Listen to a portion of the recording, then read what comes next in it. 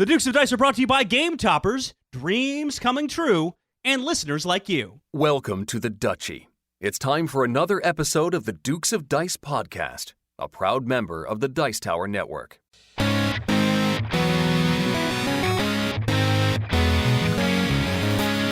Coming to you from the Duchy, the Duke City, Albuquerque, New Mexico, and the Gateway City, St. Louis, Missouri, it's the Dukes of Dice, a podcast about board card and occasionally role-playing games. Today, Abby jumps in to help Alex review the rival networks from formal Ferret games.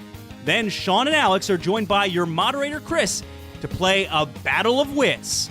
And now, the Dukes of Dice.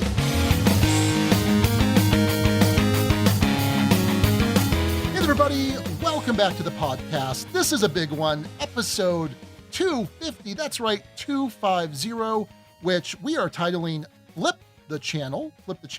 That name suggestion thanks to our buddy Justin Jacobson from Restoration Games. Of course, we're talking about the rival networks, a game about TV shows, and we're going to have a TV-themed game show with, as Alex mentioned, Chris from Flip the Table. So I think that is just a perfect encapsulation of what this episode is about, don't you? Now, Sean, I will tell you, this is episode 250, and I would think folks would know your name. But there was a very key segment of the very start of this podcast that you just brushed right on by. Your name? Your name? What is your name, sir? It's episode 250, and I don't know what I'm doing. Yeah, what's your name? Boy. What's your name? This is, by the way, this is Sean. And Alex. Terrible. Way to go. Wow. Well, you know, on episode 500, I'll remember. How about that? It's usually not it's just kind of part of the flow, but you just, no, I know. You just blew right. You were like, hey, at this point, people are comfortable enough in knowing my name. I don't need to say it this time.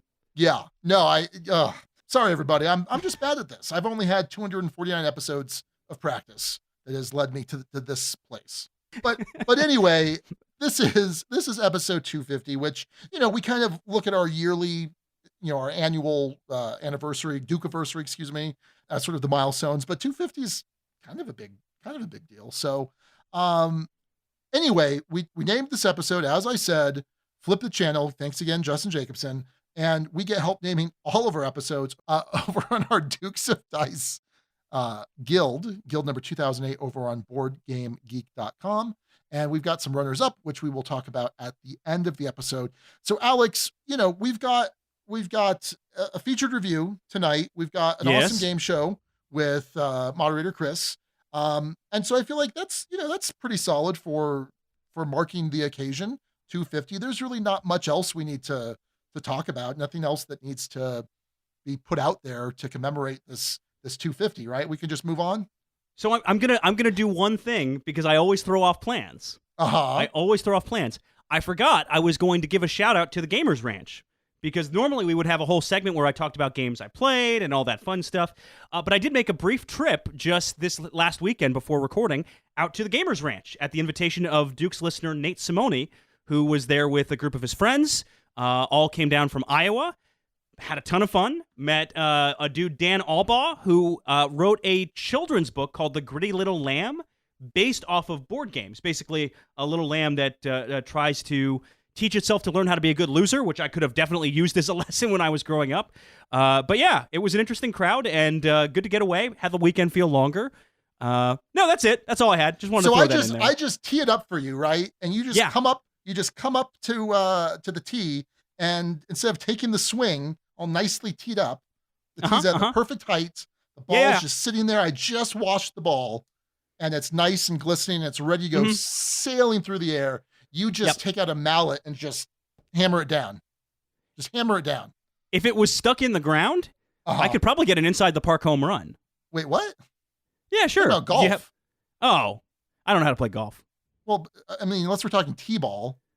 I thought you were talking t-ball for some reason.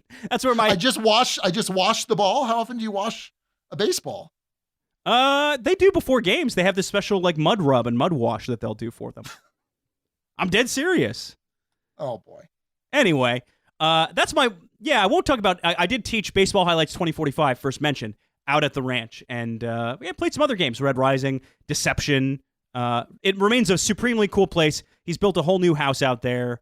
There's now a DDR machine at the Gamers Ranch, in addition to all of the other crazy stuff that they have there. So, if that was the one thing that was holding you back, the fact that they didn't have DDR, they do now. So, check out the Gamers Ranch if you haven't already. Nate mentioned that he had heard about it through the Dukes of Dice podcast. Anyway. Yeah, you were talking about. No, I'm we good. Don't need to I'm good. make this episode any longer. No, we're good. I'll let you. You say you do what you gotta do, Alex. No, that's it. Okay. I honestly, I think that whole section just now is probably the biggest piece of news I could possibly deliver on a show like this. So fair enough. Yeah. Anyway, after the break, which is a very early break in the show to have, if I'm honest, a featured review featuring myself and my sweet wife, Abby. So, Alex, they say that the third time's the charm, but that implies that there were problems with the first and second time, right? I mean, it might be the most charming. Well, so we have Game Toppers 3.0 going on Kickstarter, but Alex, there was nothing wrong with 1.0 or 2.0, right? I mean, these are all absolutely not. No. So, but it could be even more charming the third time, like I said. Yeah, okay, fair enough. Game Toppers is currently back on Kickstarter. We're talking all this time for months and months about late pledges, and you could still blah, blah, blah. No, it's on Kickstarter. Go to Kickstarter.com, look up Game Toppers 3.0, and you'll find it, and you'll be like, oh, look at these sweet gaming tables that are modular and that add to my gaming experience without taking up a whole bunch of space in my house so I can have a regular table. But there's some new stuff as well, Alex, with this 3.0 Game Toppers Kickstarter, is there not? Oh, yeah, quite a few things. In fact, for the longest time, Game Toppers, which had, as the name implies, topped your table, right? You have a table, you put this on top of it. Now you can have the Game Toppers as a table in and of itself with the Game Toppers leg kit. It's an additional leg kit. You can get it with a center support or just standard as an add-on, and it basically converts your Game Topper into a full table. Pretty sweet. There's also now a Game Toppers dining cover, so you can take your Game Topper and make it something you can eat on top of without messing up your game, and store your game underneath if it's short enough. There's also the collapsible cup trays, which we actually used when we were in Albuquerque at Empire. Empire has these, and they're super cool. They can either kind of sit up top and have the drink right up there, or if it's a bottle or a deeper cup, you can press them down and they sink right in. Super cool. What's that sound effect again, Alex? Thunk. That wasn't the first sound effect. You changed the I sound don't know. effect. I don't remember. It was like a woof. Woof. Thunk. I mean, it doesn't fall on the ground, so if that's the implication there, But it's this nice little rubber thing and just goes. Anyway, check out Game Toppers there. And if you're so inclined, if you go to the Game Toppers LLC website, they have a huge giveaway, a limited edition Watson Topper with a whole bunch of stuff. $2,200 total package. Comes with a DM screen, dice sheath, game mats, all sorts of awesome stuff. Check that out. It's free to enter. There are 6 different ways you can do it. That is currently live and runs through the end of the year. So check out that giveaway online. And if you don't want to be patient and wait, hey, jump on the Game Toppers 3.0 Kickstarter running through May 20th, 2021. If you want a showstopper, best get a Game Topper. Well, it's time to once again welcome into Dutchie, Abby, my pregnant wife. Hooray! Little anticlimactic bit of announcement. Welcome to the show. How are you feeling? I feel fine. Okay, good. It's the first time on the show as a family of 3, so the whole family is here. Yeah, my guess is so first off, to the Dutchie, I've hinted at this news in the past couple of episodes, just sprinkled it in here and there. A couple of folks have told me, "Hey, are you?" And I'm like, "Yeah," but in any case, we found out right as we were in the middle of buying a house, and you were freaking out when that happened. Yes, I don't recommend moving when you're 6 weeks pregnant. But with the help of great friends, we were able to make it work. So it worked out, and it's fantastic. And now we're in a new house, which will be perfect. But yeah, it was a lot. It was a lot, but we are safely through the first trimester. You are starting to get some energy back, which is all good news. Worth announcing to the Dutchie that we will be having a little baby girl to be named I suggested Meeple Goldsmith, and you weren't a fan of that one. No, I mean, I could come around to it. Maybe Maple? Maple Goldsmith. Maple Goldsmith. Honestly, don't hate it. Okay. We're not going to give her a stupid name like Maple. It'll be fine. Or Meeple. I wonder if there are any kids actually named Meeple somewhere out there. Oh, 100%. You think there's at least one child somewhere in the U.S. or the world named Meeple? Yes, nerds name their kids after nerd stuff. I mean, like, people are like, well, I loved Lord of the Rings, so I named my son Legolas. Like, Legolas Goldsmith is out there trying to survive, and he just likes, not nerd stuff. He's a big sports fan, but his parents put his interest on him, so now he has to live with that name. Poor Leg is just really struggling out there. There's a Meeple. There's a Meeple somewhere. Anyway, back to the big news at hand. We are due at this point in late October, right around spooky Halloween time. So it could be a spooky Halloween baby. Unclear if that will be the case. Yes. Sound effects needed. So yeah, that was part of this big episode, and waiting until this one was waiting to make this announcement. So congrats to us, I guess. Congrats to you. Good job continuing to carry our child. Yeah, no, I mean, I definitely have really done a lot of work. I mean, it seemed like it. I was really tired. No, I mean, it's great. It's worth it. You're going to be like a 10 times better dad than I'm going to be a mom. So I don't know. You're going to put in the work for the next 18 years that I just had to put in work for 9 months. So I got the easy end of that deal. I think you're going to put in at least some amount of work past the 9 months, or at least I hope you will continue to exist in some form after the 9 months. So I absolutely don't see it that way. But I will say I have always wanted to be a dad. So I was incredibly excited when you told me, but it still hasn't felt 100% real just yet.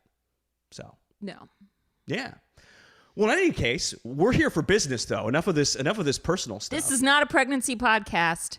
This is a games podcast. That's right. We're talking about games. Yes, and we have actually played this game multiple times. So yeah, we are talking about The Rival Networks, designed by Gil Hova, published by Formal Ferret Games. Okay, I had to double check that it was actually Gil Hova.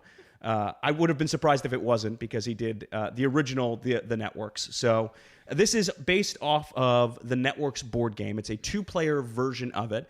The Networks as a whole is themed off of you are a TV network executive trying your best to run a TV network that will win in a certain amount of time slots, have the right stars, generally get the most viewers to be the most successful network. How the game generally works is... Well, hang on. Last time I did this, you wanted to jump in and do the rules. Do you want to try and do the rules again, or do you want me to do this? Yeah, I can do it. All right, hit me with it. We literally just played this game like 20 minutes ago. Yeah. It's very fresh in the brain. This is a 2-player game where you are rival news TV networks, not news. Sorry, I'm looking at my former news husband, so news came to mind. It's just TV. TV networks, and you are competing through 3 seasons of television to have the highest ratings, and you ultimately want the most viewers, and you get more viewers by having higher ratings. So you get to pick shows to put into your time slots. You have 3 time slots, 8, 9, or 10 p.m. You pick shows back and forth until the season finale, in which case you don't quite know exactly when the season finale is going to come up, because you have some options on when it gets picked. It's a huge part of the strategy of the game, as we'll discuss. So you play through 3 seasons. On top of just picking shows, you get stars for shows, which add ratings to your shows. You get ads that you can buy, and with the ads, you get network bonuses. Is that what they're called? So yeah, I'll take a quick step back on this. So yeah, your turn structure is you'll draft a new show to add into the lineup, replace another show. You'll then draft a pair of star and ad cards that are next to each other. The ads are either worth, if you have a pair, sometimes they're worth 5 million. And if you're leading in a time slot, they're worth more, because that advertiser really wants your network to be ahead in that slot for their ad to be of value. You can then use those ads to buy what are called network cards, which will give you, most of the time, one-time bonuses that you can inflict upon your opponents to either get more viewers or more stars, more ratings points, all sorts of fun things. Yep. Carry on. I mean, yeah, you get those, and then you just work your way through for 3 seasons, building your little... it's not super engine building, but you certainly are able to gather more things throughout the seasons. And so by season 3, the shows are worth more points. You have more stars for the shows. You hopefully would have more network cards to play on it. So your ratings and viewers become a lot higher. And so you're trying to get the points. And at the end of each season, there are bonuses as well. And so that adds viewers as well. So you have goals for each season that you're also working towards. Yep, and you'll know what the Season 2 goals are in Season 1, in addition to, obviously, the Season 1 goals. And then the Season 3 goals get revealed in Season 2. So you'll have a look ahead at what you're trying to do. And those goals are things like win the 8 p.m. time slot, or have more drama ratings points actors, or have the most valuable show. There's all sorts of different kinds of bonuses you can have in this game.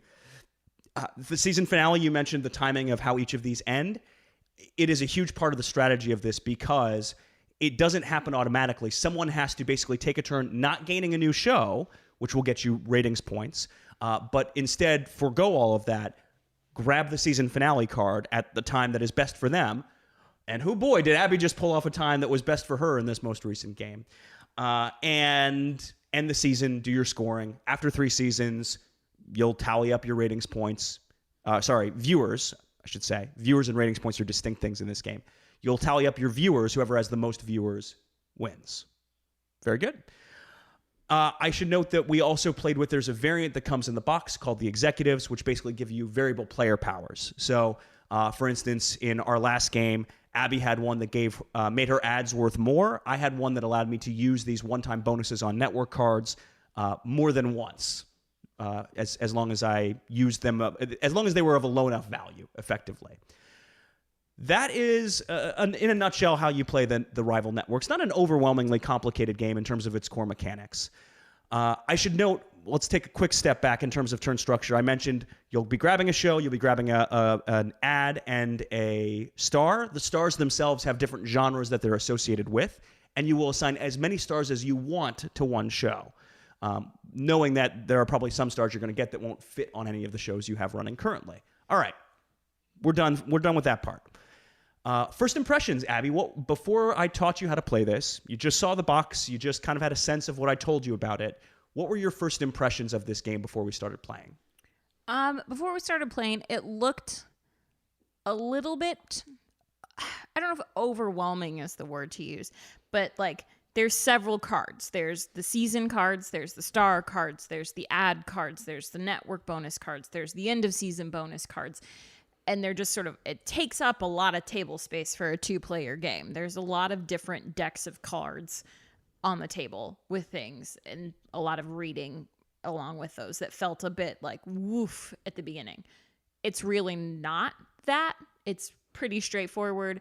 And the star cards, the net ad cards, and the season cards, the words are more just for fun. They're funny puns or plays on common, like new shows that are out on TV right now.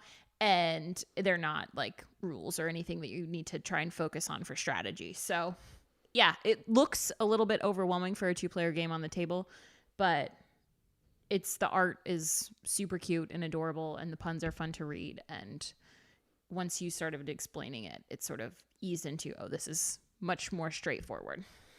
Cool. I would say for my part, I first played this a while back, kind of during the summer of the pandemic, where I played online with BJ from Board Game Gumbo and learned it from Gil himself, who was demoing the game. I can't remember which convention it was. I think it might have been BGG Online, so maybe not the summer. That would have been winter. Anyway, moot point, doesn't really matter. I wasn't really sure what to think because I had played the networks and I found the theme really promising. I love the concept of being your own TV executive, deciding what goes on air or what's going to work and try and kind of manipulate viewers and pull all sorts of rating stunts. I love that as a theme. I'd really love, for instance, a very well-themed TV news board game. There's a party game version of a TV news game. In any case, I was excited for the theme, but that game had kind of let me down a little. It wasn't one that ever really sunk in as, I really like this. It just kind of felt a little repetitive. So I had some fears that this might be more of the same, that this, it's a 2-player version of a game I wasn't really so fond of in the first place. So I was skeptical, to say the least. But that theme has a little spark of promise, so that was ringing true in my mind going into this game. Let's talk rulebook. Abby, did you find this game easy to learn? I certainly accidentally ended up playing our first couple plays of this with you when you were quite tired. Yes, Alex loves a good late night game, and I don't like staying up late. So we compromised and we stayed up late and we played the game. But yeah, no, it's pretty straightforward. It's not super rules heavy, and the flow makes complete sense. So yes, pretty straightforward on the rules. Rulebook is well illustrated, well laid out. There are plenty of clear examples. There's a great index in the back that spells things out further. There's a player aid with a good reminder of all of the genre bonuses and the flow of things and what you do on your turn. There weren't really any problems with learning this game. It's fairly clean and simple. There aren't a ton of exceptions or corner cases. The executive things can add in some complication, but again, those are all pretty well laid out. Anything that would be a question is decently handled in the back of the rules. I think there were a couple of minor questions that came up over our plays, but broadly speaking, a really successful rulebook. Colorful, well illustrated. I didn't learn it completely from that, but I did get a very strong refresher before I taught you this game using the rulebook. Art and components. This certainly has a unique look to it. Artwork by Travis Kinchy, graphic design by Heiko Gunther. And I will say this about the art. It is not cookie cutter art. This is not the kind of art you would typically see in any board game. This has its own unique, distinctive style. As our resident board game art critic, how did you like this one in terms of the art? I like it. It really is. It's like comic booky and almost creepy in a way. Like a lot of the characters are sort of like long and like maybe bony or really weird, strong features in a way, but it works and it's funny and it all is cohesive. And yes, I really like the look of this game and the way it looks on the table. Part of what I will talk about more in theme as well is this game has a ton of personality. Not just the puns. I mean, you recognize some of the jokes just visually. Instead of the Mandalorian, it's talking about the Mandoliner, and it's him just slicing a bunch of meat on that. Yeah, they're just a bunch of these little TV show jokes dropped in, but it's well illustrated and done in a way. You know, sometimes you have these creepy characters with like weird teeth that are on the cards, but it's not. It is creepy in a way, but it's not scary. No, it's not scary. It's just sort of like Uncanny Valley sort of. I feel like this should be a scary movie, but this is funny. Like, I don't know. It works. It's hard to describe, but it works. And that theme carries through onto the ad cards themselves. It carries through onto the stars. It just all kind of works cohesively. And then to the graphic design piece of things, I think there's some really great little touches that are done to have this work as a cohesive experience. Part of this game is you're looking to collect shows of the same genre if you can. You want your network to be known, in most cases, for having a bunch of one type of show. You'll get a special bonus that's different for each of the different genres as you collect more and more of those same types of shows. And it has, in the bottom right corner of every show, a reminder of what that genre bonus is. So you know what you're moving towards. It has an indication of what time slot it's in. That's well matched up and laid out. So that part, I think the graphic design is really successful. It's consistent. It's generally clear. You can usually tell from the network's cards. It has it written out what they do, but you can tell usually from the iconography what this is probably going to do. So the language of this game was consistent and clear and worked really well. Any negatives for you in terms of art or components with this one? I think just like what I mentioned earlier, there's just a lot of cards. It would do well with some sort of board that has a put these cards here or even like little divots in it to hold stuff or whatever. But it works. It's fine. They all look really nice together. There's just a lot of them. There are a lot of cards. There is another component which I found both a positive and a negative, which were the little piggy bank houses that you have. So during the course of the game, the amount of viewers you have remains secret. And you have these little viewer coins that whenever you acquire viewers, you will grab them and drop them in the piggy bank. That piggy bank, for some reason, baffled me in terms of assembling it. I've talked about this before with games where even if it's well laid out, it's not that hard. It just isn't something I'm great at most of the time. And even after I would build these, it's a little house with a roof, a little folding roof. That roof popped off a couple of times when putting the game away and pulling it back out. It doesn't take much to assemble. It's really like 2 little boop, boop, you're done. But it didn't hold together as well as I might have wanted to. Ultimately, I think it's a super cool component that you have to serve as, again, that little piggy bank effect. And you have a sense as to who's going to win in most cases, but you don't fully know who's going to win in every case. And I think that's a generally positive thing. So I like that. I will say, and I don't know if this is the fault of the game or just the fault of me, I would consistently mix up the blue and the yellow markers. Yes. When adding a new show, I would move the blue instead of the yellow. We'd still give the right ratings points to the right people. And one of the great things about this is you can easily audit how many ratings points should a show have. Because even if you have a ratings point bonus, there's a way of indicating that and leaving that on the specific show. You just add whatever those are to the show's value, to the actor's value, you're golden. It's easy enough to figure it out, but certainly, at least in our first game, I did that routinely. And it was annoying because knowing who's in the lead is key for a lot of information. It's key for how much ads are worth. It's key for timing on when someone might want to end a season or not.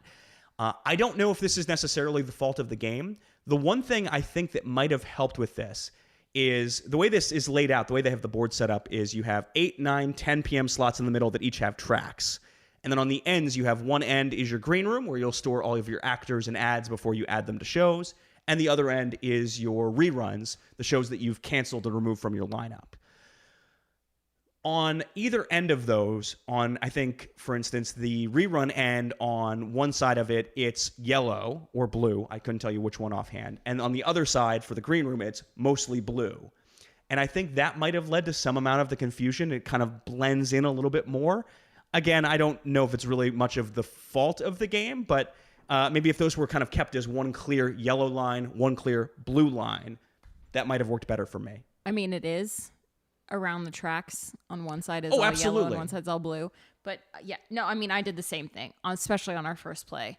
I don't know why it's like hard to know who's the marker. I don't know if it would be easier if you had more sort of distinct marker shapes. These are just little flat wooden discs that you use as your player markers. So if you had something that was a little bit heftier or unique shaped or something like that, if that might help. But yes, that was an issue that we ran into quite regularly in the first playthrough and a little bit in the second playthrough, although we were expecting it, so we caught it more. Yeah. And that might just be something, again, to get used to, but it is something I noticed as a component thing that got in the way. Other than that, though, it is all nice and fairly clean, as mentioned. If you go around 20 ratings points on any given show, you just flip your little marker up and continue adding from there. You have red 3 viewer markers, and you have white 1 viewer markers. Those denominations made sense to me. I think if you had 5, it wouldn't really work because there's very rarely a situation where you're gaining 5 viewers at a time. So I think that was a smart design decision. It all played together pretty well. And again, to go back to it, I think what really sets this game apart is the personality of the art, which it makes it feel unique compared to other games. And I might add, the box cover's pretty cool too. Yeah. So it's a nice size box too, not too big. Yeah. It's good. So next up, gameplay. And as we've talked about, this is a 2-player head-to-head kind of rivalry game. Did you enjoy the gameplay of this, Abby? Yes. Why? Oh, okay. It is a game where I'm looking at what you're doing, but it is hard for me to actively make decisions that will mess up your gameplay without potentially also messing up mine. Like, okay, I could try to prevent you from getting a genre bonus, but now I'm just adding a random genre in my category that won't get me any bonuses either. Or, you know, our goal is to win the 9 p.m. time slot. Well, if you picked a 9 p.m. card and there isn't an option out there for me, I might be better off just to, you know, ignore that goal and work towards a different goal, which is, you know, having the most viewers here or whatever. So there's enough things to do where you're not both fighting towards the exact same things every single time, which I appreciate in a game. I like not fighting head to head in a game where I can kind of play my own strategy, but also there is a little bit of strategy involved in What do they have left to do? What are they trying to do? Should I end the season now? Should I keep playing it out? How will this hurt me? What sort of network bonuses are they trying to get? Things like that. It's a little bit competitive in a way that I like, but it's not too mean-spirited, actively trying to sabotage each other, which I really like. There is and there isn't, right? There is this moment that comes up in a lot of games of, oh, you're going to end the season. Oh no. Specifically in our very last play of this, and Abby, I got to tell you, some of my favorite moments of our gaming relationship are when you pull off these big power sneaky moves. The other one that comes to mind is in Fog of Love. Yep. When you pulled off a heartbreaker on me when I wasn't expecting it and won the game, I could do nothing but kind of stand and applaud. You had a moment like that in our very last play. We just wrapped up a play of this right before recording. And I had, over the course of this game, acquired 3 megastars. 3 of them. Oh, I was in such good shape. These 3 megastars were going to go on the show. I was going to get the most ratings points. I was going to score these bonuses at the end of the round. I was already a little bit ahead on viewers. This was going to be fantastic. What I didn't anticipate and wasn't thinking about was, oops, the season finale just came out. Abby has 4 network cards she can just spend, and I can't do anything about it. So all of those megastars, the magical cat, the irresistible accent, the queer fashion icon, they just sat. They just sat in the green room. Megastars are special stars that can basically go on any show, which make them pretty powerful. And you just, nope, it's over, we're done. But I pulled this on you, right? In the game before that, I repeatedly ended seasons before you were ready for them to end, and it can be a wind out of your sails in a big way. You just have to anticipate it. You just have to know, okay, I got to set myself up so that if this is my last turn of the round, and it might very well be, that I'm at least going to be okay here. I didn't do that. I got punished real heavily for it, but it's easy to kind of lose track of that when you're still thinking one turn ahead and saving up for these big turns, especially as you're trying to just get to this moment where you have won 2 of the 3 shows. If you have just win 2 of those 3 rating slots, great, you're going to get viewers. You might get these other bonuses. That's one part of this that I think is really cool, is that this decision between, do I grab another show, which improves my viewers and gets me more viewers, or do I leave things as they are effectively, end the season, and go about things that way? I don't know. That to me is the most interesting thing at the core of this, is the timing of that season finale. Yes, you burned me a lot in the second game that we played with that, and so I was like, I wasn't out for revenge, but it just happened to work out perfectly that he didn't play any of his super mega stars, and it was perfect. So I did it. Yeah, I mean, my hat has to be off to you on that one. So yeah. All right, what else? Oh, gameplay, yes. You also mentioned, and I think this is right, the tension between wanting to build up genres and be strong in one genre, be strong in, say, sports or action or something along those lines. Not necessarily because of endgame goals, but because it gets you those genre bonuses, super valuable. But it might require you placing a show in the wrong time slot or killing off a super popular show because you have to replace a show every time you take a turn to grab a show. And there's a good chance that that show won't quite fit time slot or won't quite fit genre. And you have to kind of make the best of things. You can play to try and sabotage your opponent. You can also play to try and hold on to the past and try and just build up this one show. But, you know, you might find at the end of the game you have a pilot show in one slot that you haven't changed the whole game, and it might not go well for you in endgame scoring. So that tension, too, between what you're going to decide, what you're going to draft is interesting. And then you throw in the stars themselves. Okay, this star matches a show I really want to boost up, but this ad is in a time slot I'm really weak in, so it's not worth as much to me. So I think all of those things combine to make a pretty satisfying experience. To you, Abby, does this thing play in about the right amount of time you'd want this kind of game to play in? Yes. It is not too long, but it is long enough to feel like you have enough time to build what you want to build and get going, and I think it ends right on time. We played with the Executives variant, which basically gives you, again, these player powers that could apply either consistently throughout the game or once per season. They have different timing of different effects. We played a couple of times with those. If we were to play this game going forward some more, would you want to include that variant or remove that variant? Which one do you like better? Honestly, to me, they don't make that much of a difference.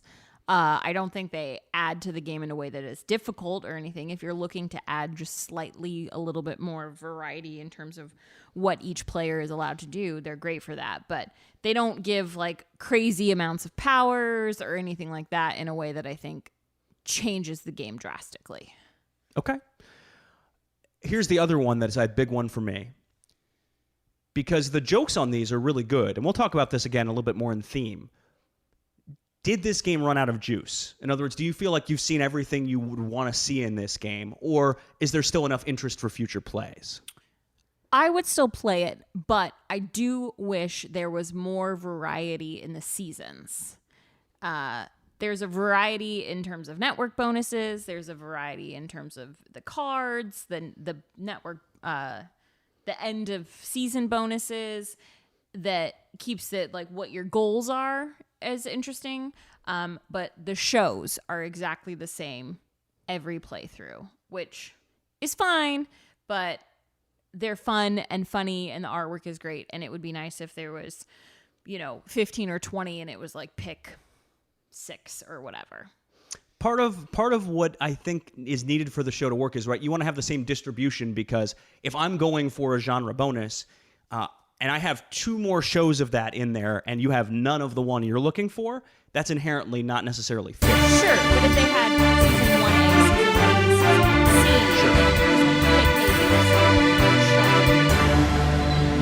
for each season, then perhaps you could get a little bit more variety in there and a mixture of ways of getting hours, because like I was saying to you, it felt like all the shows that I had in my seasons versus you were the shows increase in value each season. So starting in season 1, they're like 3 or 4 points. Season 2, they're 5 or 6 points. Season 3, they're 7 or 8 points. And it felt like I had all the low value ones. And it just sort of was like luck of the draw of what I got for my starting season. And right. Those are the ones I sort of gravitated towards. And then, of course, you always know, oh, this blue one in season 1 is always going to be the 8 p.m. hour, because it always is the 8 p.m. hour. You don't have any chance of changing that. Yeah, I could see that. There is some random distribution. You start with 3 pilot shows each. And I could see how that could be frustrating if you get the wrong pair of awards cards versus the wrong group of these cards in the deck that don't fit your strategy. I think there's enough flexibility in the game that it's not a big deal. But I think just a touch more variety would be helpful. I would note that there is, for the Kickstarter version of this, there was an expansion for documentaries and game shows. You see them referenced on the player aids at the very bottom, expansions. I don't know if those are going to be available at any point. If they are, I'd certainly want to grab them, because it would be fun to add those into the mix and see some more cards and have some more freshness. My guess is if we were to pick this up, say 3, 4, 5 months from now and play it again, it would feel fresher again. Yes, I would agree with that. I think this is one that you don't want to necessarily play 10 times in a row, right? There are some games that we have that we'll immediately want to play a second one again. This did not have that effect. Correct. But this feels like one that, like, every 4 or 5 months, if you're like, oh, hey, you want to play this game? Yeah, it would stay fresh enough for that.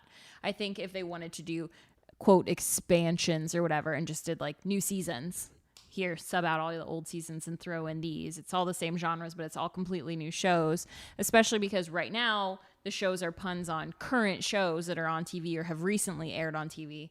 So in a year from now, there's going to be new shows out there that they can make puns on and stuff. That would be a fun, easy expansion that I think I would be interested in. Yeah, well, and again, the art is so charming and plays into things so well that I think just seeing some of the jokes they make, you're going to get that chuckle all over again. Whereas, by the time this is as good a time as I need to talk about theme.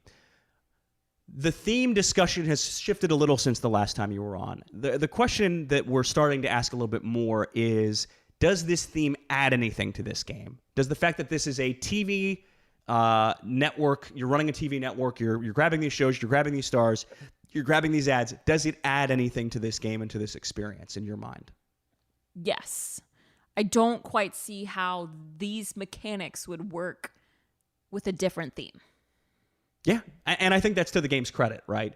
That it feels like it's something that's very tailor-made to this genre. This theme is not pasted on, slapped on. There are, the award seasons make a ton of sense, right? You think of the Emmys and things along those lines. And sometimes the committees are kind of trending in a different direction based on whatever's, going on. Viewers change, shows get old, things need to move into syndication. That feels very much in line.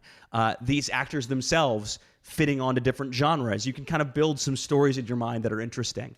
I will say this, though, as charming and well done as the theme is, because you see those cards so many times, at a certain point, you don't really read the cards. There's not a story you're telling oftentimes of like, oh, the disgruntled child actor joins this one and does that. On a first play, there's some of those things kind of click into your head. But from then on, it's just, okay, I need to grab this one that's 3 and it's an action story. And you think about it more in pure mechanical terms. You don't necessarily think of it in thematic terms. You lose that theme to it. Yes. In your first playthrough, you want to read the cards. They're funny, and you're like, oh, haha, this is a pun on this one, and this is this, and oh, look at the art, and stuff like that. Whereas, once you've read it all through, then you're just like, I need a drama. I need a comedy. And you don't pay attention as much. Yeah. Well, good. And again, overall, the fact that it's a unique theme, nice to me. I think it does add something to it, but it is something that fades away a little bit over time. That might be refreshed, as you mentioned, by an expansion, by new cards, something else in the mix. All right. That is all of the sections of the review. Now on to the final score. We rate things here at the Dukes of Dice on a 6-point scale, 1 being bad, bad, very bad, 6 being good, good, very good, except Abby rates things on a completely different scale. Abby, for folks not familiar, can you please lay out that scale? No. Is a 1. Is a 1. Is a 2. Okay. 3. Sure. 4. Yeah. 5. Heck yeah. Is a 6. All right. So, Abby, just to explain my scale, yeah. It is, the question is, Alex says, do you want to play this game? That's my answer to his question. That's my scale. Fair enough.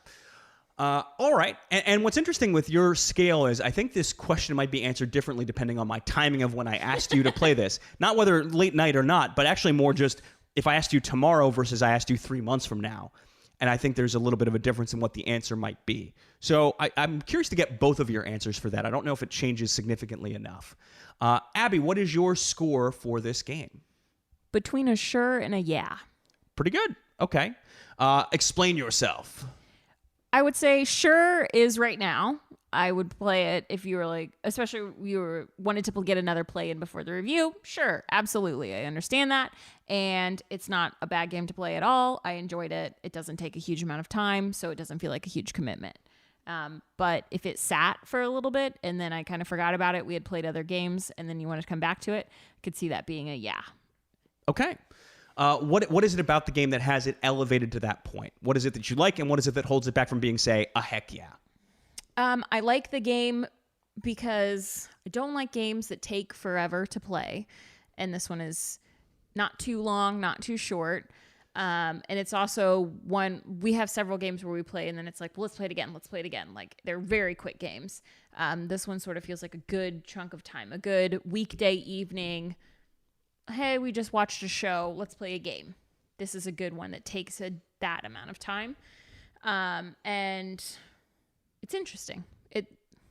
We've played it 3 times. I've won twice. You've won once. Like, there isn't a consistent strategy that's like, this is the winning strategy. You have to do this. We've figured out the game. So I think it has replayability. Very nice. I will settle in on, what's interesting is different scales. I'm about in the same place on this one.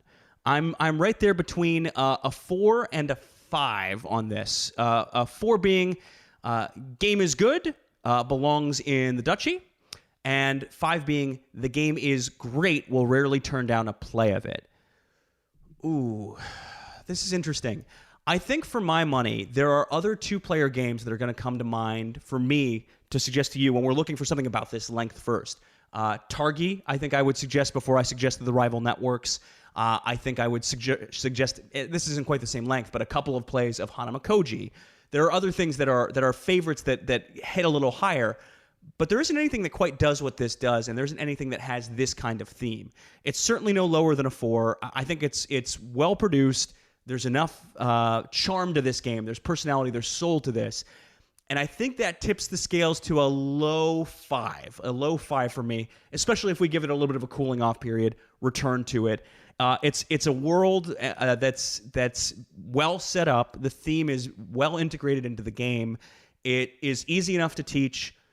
There's it's delightful. I don't know. I really enjoy this game, and I think it's not quite easy enough to be gateway. For instance, I think if this was one of the first board games I taught you early on in our relationship, it might have been just a little bit much for what you would have wanted. But I think it's perfect right now, and it's sort of in that gateway plus kind of range. So that would be my score for this. We'll call it a low 5 for the rival networks. But we are not done just yet. Because every time I have Abby on, our resident art critic, I will bring her some board game covers and get her reactions to these. And I've done sort of a best and worst of for this one. So I'm going to show you the winner, the Board Game Geek winner for best artwork and presentation for 5 years. I picked the years, I think, between 2007 and 2012, effectively. So a little bit older. Okay. I'm curious how those will hold up for you.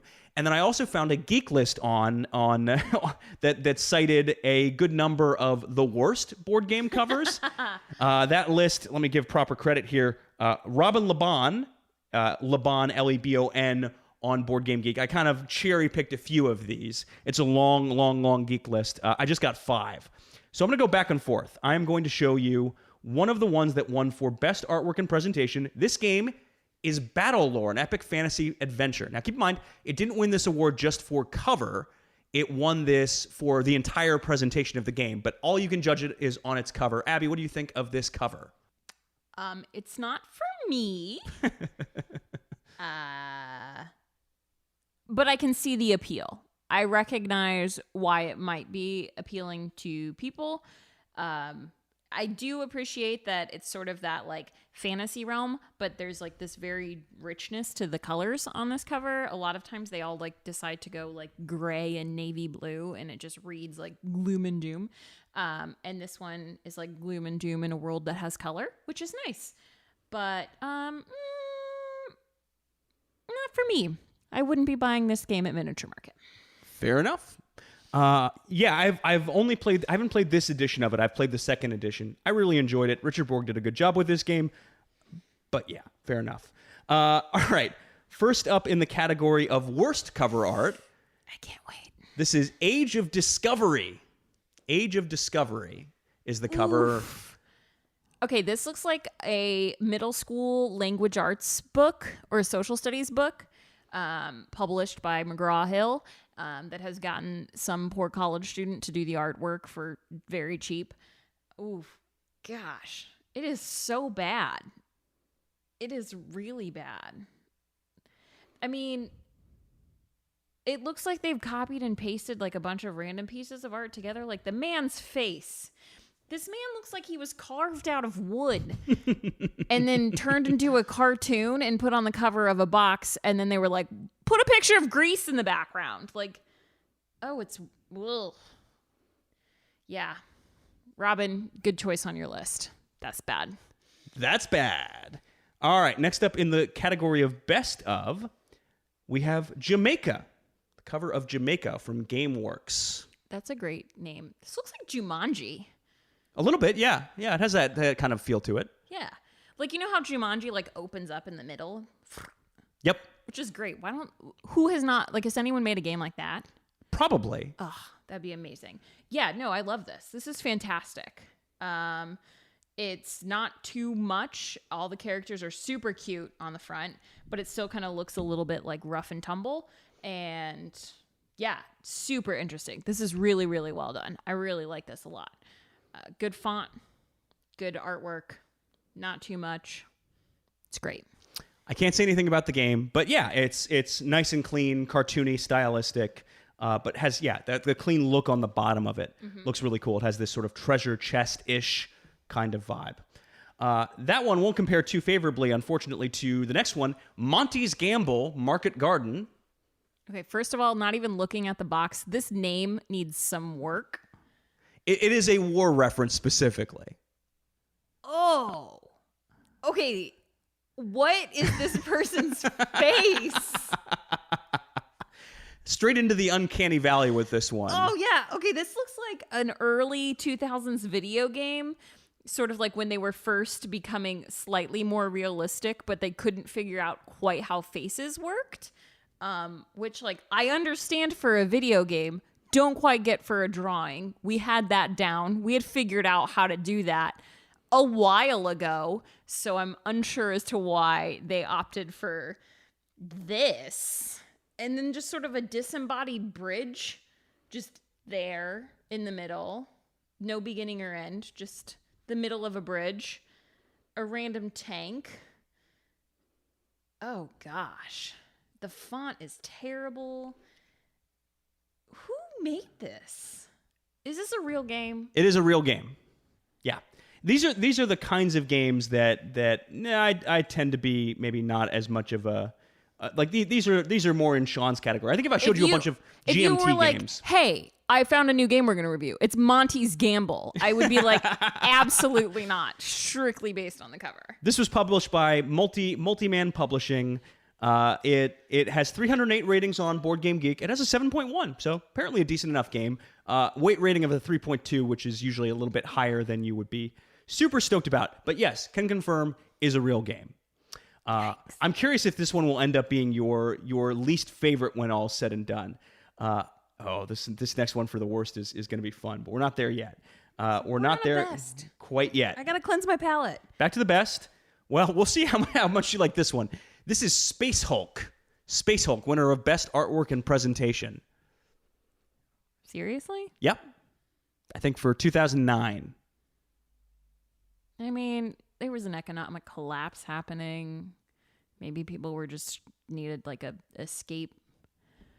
Okay, I don't know why, but like all I'm getting are like Rita Repulsa vibes from Power Rangers. Oh, jeez. Okay. Right? Like, does that not look like a Power Rangers supervillain? A little bit, yeah. It looks like when all the Power Rangers like come together and become this like big Lego man, but like an evil version of that. And then this, yeah, it's just like, I don't like it. Okay, here's the thing. It's done well. It like the artwork is done well and it is cohesive.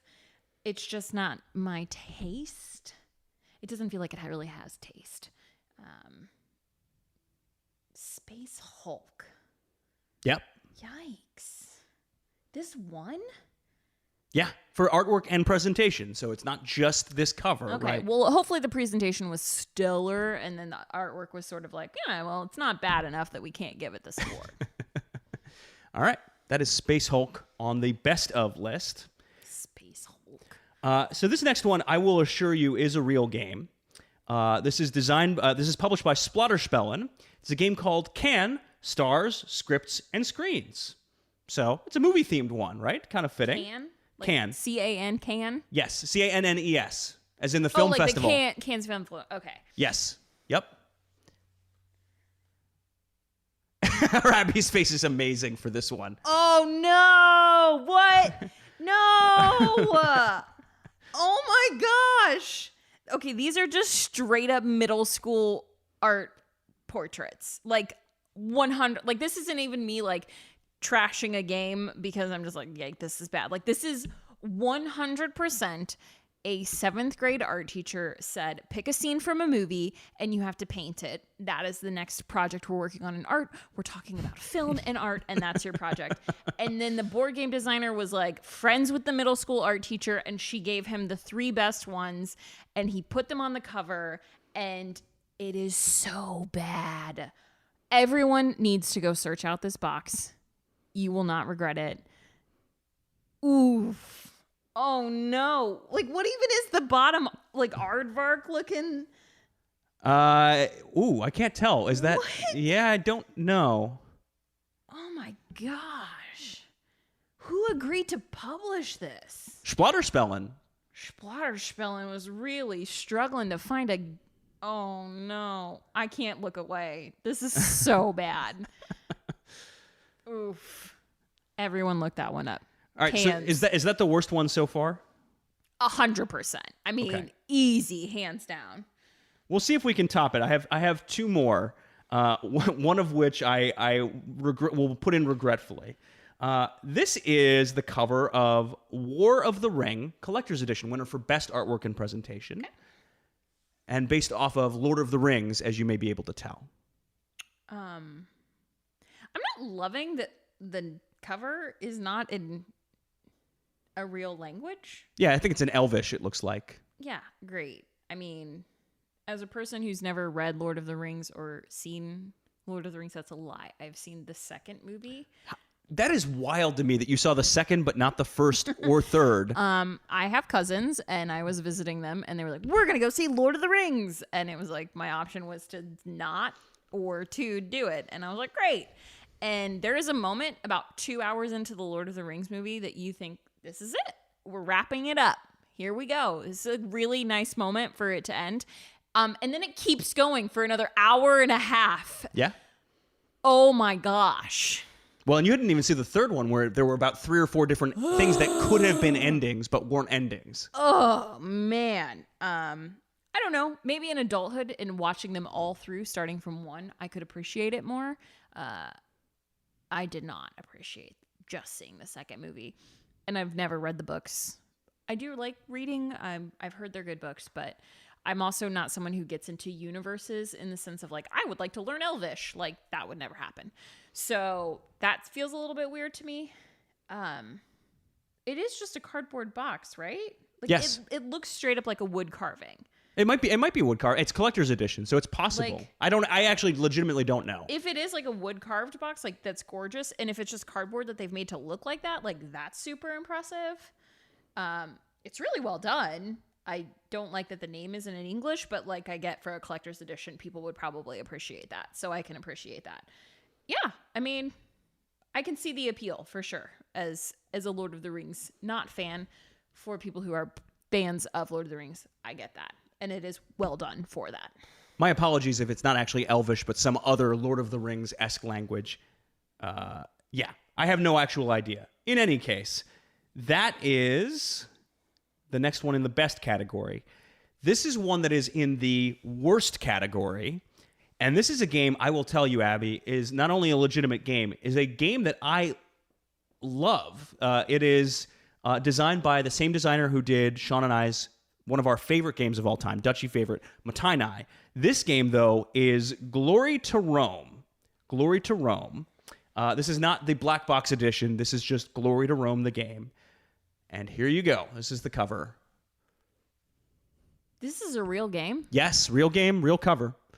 That wasn't published for like a social studies teacher? That is, yeah, you have the strong educational game This theme straight going. up looks like something that a social studies teacher would pull out that they have printed off 15 handouts and said like, push your desks together and we just did our Rome unit and now we're going to play a game where you're going to like learn about it. This is what this looks like. It is just, impact font. Like there's nothing interesting here. They've used no unique fonts that they had to pay money for. There's a clip art Roman soldier standing in front of a clip art vague Roman building. Like it is a nondescript Roman building.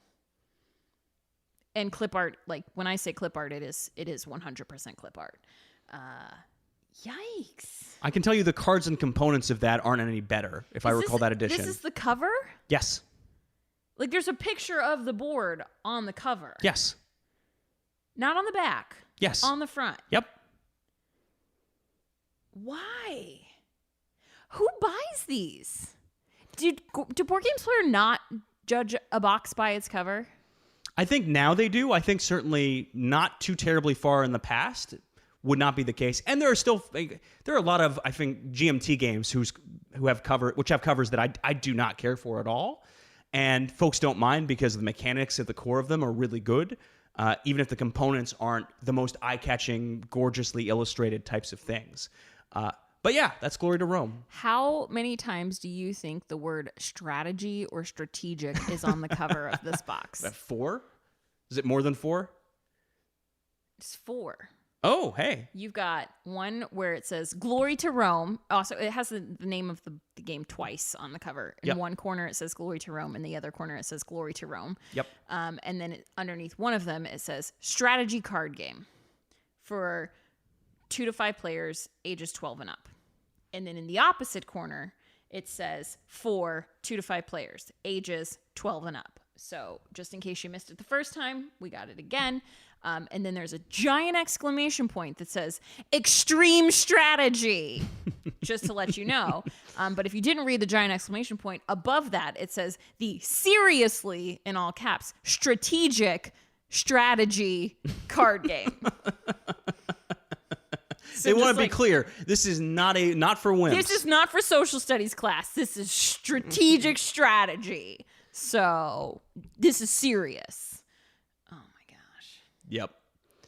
Carl, you got dirty by whoever did this artwork. I'm very sorry. Well, so I will, in fairness to this game, I will show you the new edition of this, the black box edition of this cover. They did a little bit better the second go round. Oh, that's way better. That is significantly better. Thank goodness they published a black box version. Yeah. Very clean, very nice looking. A game that is sadly too hard to find. But yeah, the original edition of it I thought looked real ugly. All right. Last up on the good side of things is a game called Merchants and Marauders. Merchants and Marauders. Oh, I like this. Okay, first of all, there's a lot of pirate-themed games that have made this, like, primo artwork category. Yeah. Which is interesting, because I don't know if I played a pirate-themed game with you. There are a couple that I think you would enjoy, but I don't own any pirate games in my collection. This is Z-Man Games, which we have several Z-Man games, and I do like those. Yeah, this artwork is great. It's very simple. It's just a pirate looking through a... Spyglass. He's on a boat. There's a sail behind him. But that's it. And it is really well done. And it looks intriguing and kind of is like, yep, this is the theme. Yeah, great. I definitely see why this one. This is great. I would put this on a shelf. There you go. All right. And then the last one. I don't know if this is going to top Can or is going to top... Who's leading so far for worst? Was Glory to Rome worse or Can? Can. Okay. 100%. Okay. Let's see how you feel about Duck Dealer. Duck Dealer is the name of this game.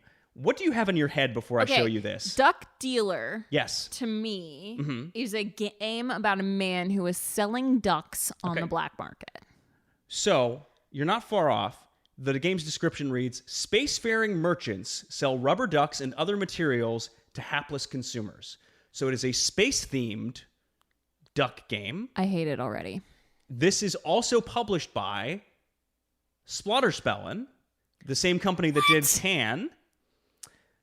And here is Duck Dealer's cover. Oh, okay, this is straight up. Have you seen the meme that's graphic design is my passion? And it's like a little clip art frog and papyrus font and stuff like that. Okay, Duck Dealer is the rubber duck version of that. There's like a weird transparent head that has like symbols that I don't know are supposed to be fake deep or something. I'm not sure what they're for. And then there's a rubber duck, but it's not a rubber duck because he has fur on him. So it's supposed to be a real duck in a space jet with a very, very tiny boombox and a very, very tiny... I don't even know what it is. And he's carrying a pail of water. And he has a handful of cash in his other wing as he flies through space. What? Okay, who is this company? It's a German company. They've produced one of Sean's favorite games of all time and one of my least favorite games of all time, Food Chain Magnate, which looks fantastic. Here, I'll show you some other covers. Okay, not so all clearly of them... this company likes to sabotage their own games when they somehow got suckered into signing them, and they were like, well, we're going to give you the worst cover art we can imagine. So I will show you this game. This is one of their other games, which I think has actually a great cover, but I hate the game. It's called Food Chain Magnate. Oh, yeah. That's a fantastic cover. Kind of gives me Welcome to vibes. Yes. Yeah, it has that kind of classic 50s vibe to it. 100% dice free. Like, yeah, no, this is fantastic. Yeah, so they can do a good cover. And in fairness, this is, I think, published 7-8 years after Duck Dealer was published. This was in 2015. Duck Dealer was an 07-08 one. I had the page up a second ago. I graduated from high school in 2008, and I could have told you that Duck Dealer was bad in 2008. Like, Monopoly existed. We've all seen a board game cover that isn't awful. There's no excuse for the Duck Dealer cover. Is that worse than the can one, though? No. Okay, nothing is worse. That is the worst one. That one is hands down, should not be. That is a school project that someone turned in and then was like, great, we're going to publish this. I think next time I have you on, I'm going to see if I can find 6 worse covers than that one. And we'll see if we can find one that is the king of the terrible board game covers. I want a copy of that game for our house. Of cans? So that when I'm leaving for work every morning and I walk past the board game shelf, I laugh and my day starts off great because I think whatever I do today, it will not be as bad as that. Well, with that note, that'll do it for Abby. Abby, thank you for being wonderful, and thank you for helping with this review. Yeah, you're welcome. All right, love you. Love you too. Bye.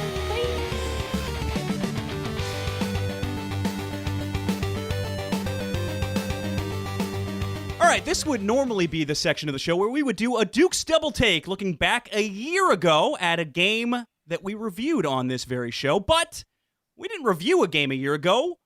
We were playing a game show, a very different game show, a board game showdown game show. Well, we couldn't replicate that experience, and we had to do something special for episode 250. So joining us, I am honored to have Chris Michaud. I don't know if I pronounced the last name right. Everyone knows it as Your Moderator Chris anyway, from Flip the Table. Chris, how are you? Hey, good to see you, you Dukes of Dice, you. Congratulations on 250 episodes. Well done. Thank you. Thank you very much. I liked your alternate name for us, the Nukes of Nice. I think that one might stick. Are there any other consonants we could throw in there? Repeating consonants? I feel like there's some that you probably couldn't use on a family-friendly show, I'm guessing. But yeah, Lukes of Lice isn't bad. Yeah, okay. That's pretty good. Yeah, Lukes of Lice. The Lukes of Lice. That. Yeah, I'm down. If you ever need like an After Dark version, I think that's the title. That's where you go with it. Yeah. Well, look, so I'll give the background on Chris. And Chris, it is a surprisingly long bio because it is no longer just the Flip the Table podcast, rest in peace, but it is also you are a game designer as well, and you are a game show host as well, as I found out on my birthday when you hosted Price is Right 1986. Where did the idea for that come along? And that seemed to have really blown up for you. Yeah, it was something that kind of accidentally fell into my lap, believe it or not. So here's what happened. A fellow mutual friend, Patrick Hillier, who a lot of people in the board game media world know, he participates in something called KitschCon every year, which is a local get-together where folks get together and play just silly, cheesy games. And for those of you who know me from my work in Flip the Table, we reviewed cheesy, silly games for 5 years. That's all we did.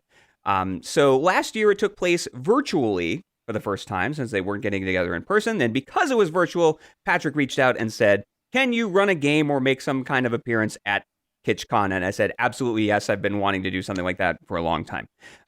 So I had to figure out something that I could do relatively easily.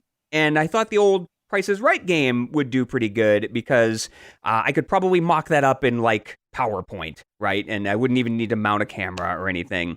But then I figured out how to mount a camera. I was like, okay, now I can use a real board. Well, I got this PowerPoint going anyway. Maybe I can put in a couple like weird little bells and whistles. Well, maybe if we use the prizes out of the box in the game, that won't be as much fun. Ooh, I'll look up some silly items on eBay, some weird things that you wouldn't otherwise find. You guess the prices of those, so that'll be fun. And then I'm starting to record intros, and then one thing led to another, and I'd put so many hours into this one game night that I was like, well, I have to at least run this more than once. And so I ran it. It went incredibly. It was great. I ran it again for another group a little while later, and then suddenly people were coming to me and they were like, how do we get this for my family, for my game group? And that's how it evolved into this sort of party for hire thing. And it's done pretty well for me. It's kept me busy over the last 6 to 8 months or so. Had a lot of fun, including on your birthday, when we had a blast playing Price is Right 86. So yeah, that's the concept of the game is you're playing the Price is Right board game with me as your host, but I've added some multimedia bells and whistles and things to try to create an immersive experience for you. And since there's no actual prizes on offer, it's all silly things that I found on eBay and just try to figure out the price of those. So it's as much a comedy show as a game show. What surprised me the most about it was the sheer amount of tension that was created by the folks not playing a game. I have never seen people for fake prizes get so into something. I don't know how you built that in such a way that always seems to happen. Is that your experience with other groups? Because for us, everyone was very, very, very into it. That's something I love about this, because I think everybody knows the Price is Right. We all grew up with it, so we all kind of have the basic concept. So once the ice is kind of broken and folks start to help each other try to win, all of a sudden, you're playing as though you're playing for whatever weird, ridiculous, old busted vehicle or whatever it is that is on offer for the night is playing. So people, by the end of the night, even if they've never, played a tabletop role-playing game before, they are in full-on LARP mode, just super into it. I once had a couple win a game, and they were hugging and crying at the end. That's how into it they got. Wow. Because it's just fun, and when you start hearing people shouting suggestions, and everybody's rooting for you, and you've got your friends and family around you trying to help you win, it becomes this amazing energy in the room. It's super fun. And what is super fascinating to me about this too is this has been something that you have done not just for game groups and parties and things along those lines. This has been a corporate event at least once that I know of. At least one time, yeah. I've done one corporate event, and I did one group of teachers that hired me, and both of those were a lot of fun. And there was kind of outside of the sort of tabletop gaming spheres that we're kind of used to. So I was wondering how that was going to play. But the Price is Right is universal, man. It's something that I think appeals to a lot of people, and not everybody gets to play sarcastic, weird Price is Right either. So I think that twist on it helps to draw people in as well. I think what also helps is you are such a defender of games that gamers will almost by reflex kind of slam. Gamers by reflex will slam a Monopoly or a Yahtzee, and your show really helped defend a lot of those kinds of games. Some of them terrible games, but bit of an understatement, but yeah, but a lot of them kind of worthy of people's examination and worthy of being revived. One of them I can think of, obviously, Heartthrob is one that I have talked about extensively on the show that has now been revived as Dream Crush. Dream Crush, yeah. One of my favorite. I don't get excited about too many new games coming out these days, but that was a day one purchase for me. Dream Crush is brilliant, and if you haven't had a chance to check it out, go get it immediately. They never say out loud that it's a revival of Heartthrob, but it is absolutely that. There's no question. If you've played Heartthrob, you already know how to play Dream Crush. I made an ill-fated attempt when I worked for what we called at the time Monochromatic Wolf Games, but Gray Fox Games. I did at one point pitch a re-theme of Heartthrob to be an officially licensed Tinder the game. I got absolutely no response. It went nowhere. We would have been the wrong publisher to make such a game, even if they had said yes. But I think it might have fit. I mean, the worst they can say is no, right? The worst they can say is nothing. I would have appreciated it. I might have framed a no from Tinder. So you could say, Alex, they swiped left on your idea. Oh! That's a sick burn. I'm used to it. I am used to it. I can smell the smoke coming from the other side of the internet on that one. I'm used to it.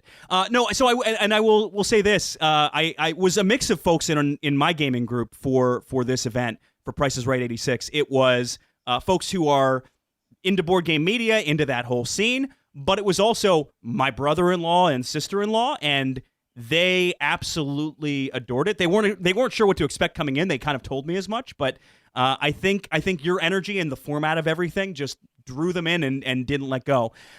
It was funny because we just announced this in the last segment. Abby and I had not told everyone on that call we were pregnant, and you had made something that I know it was. You're kidding. Yeah.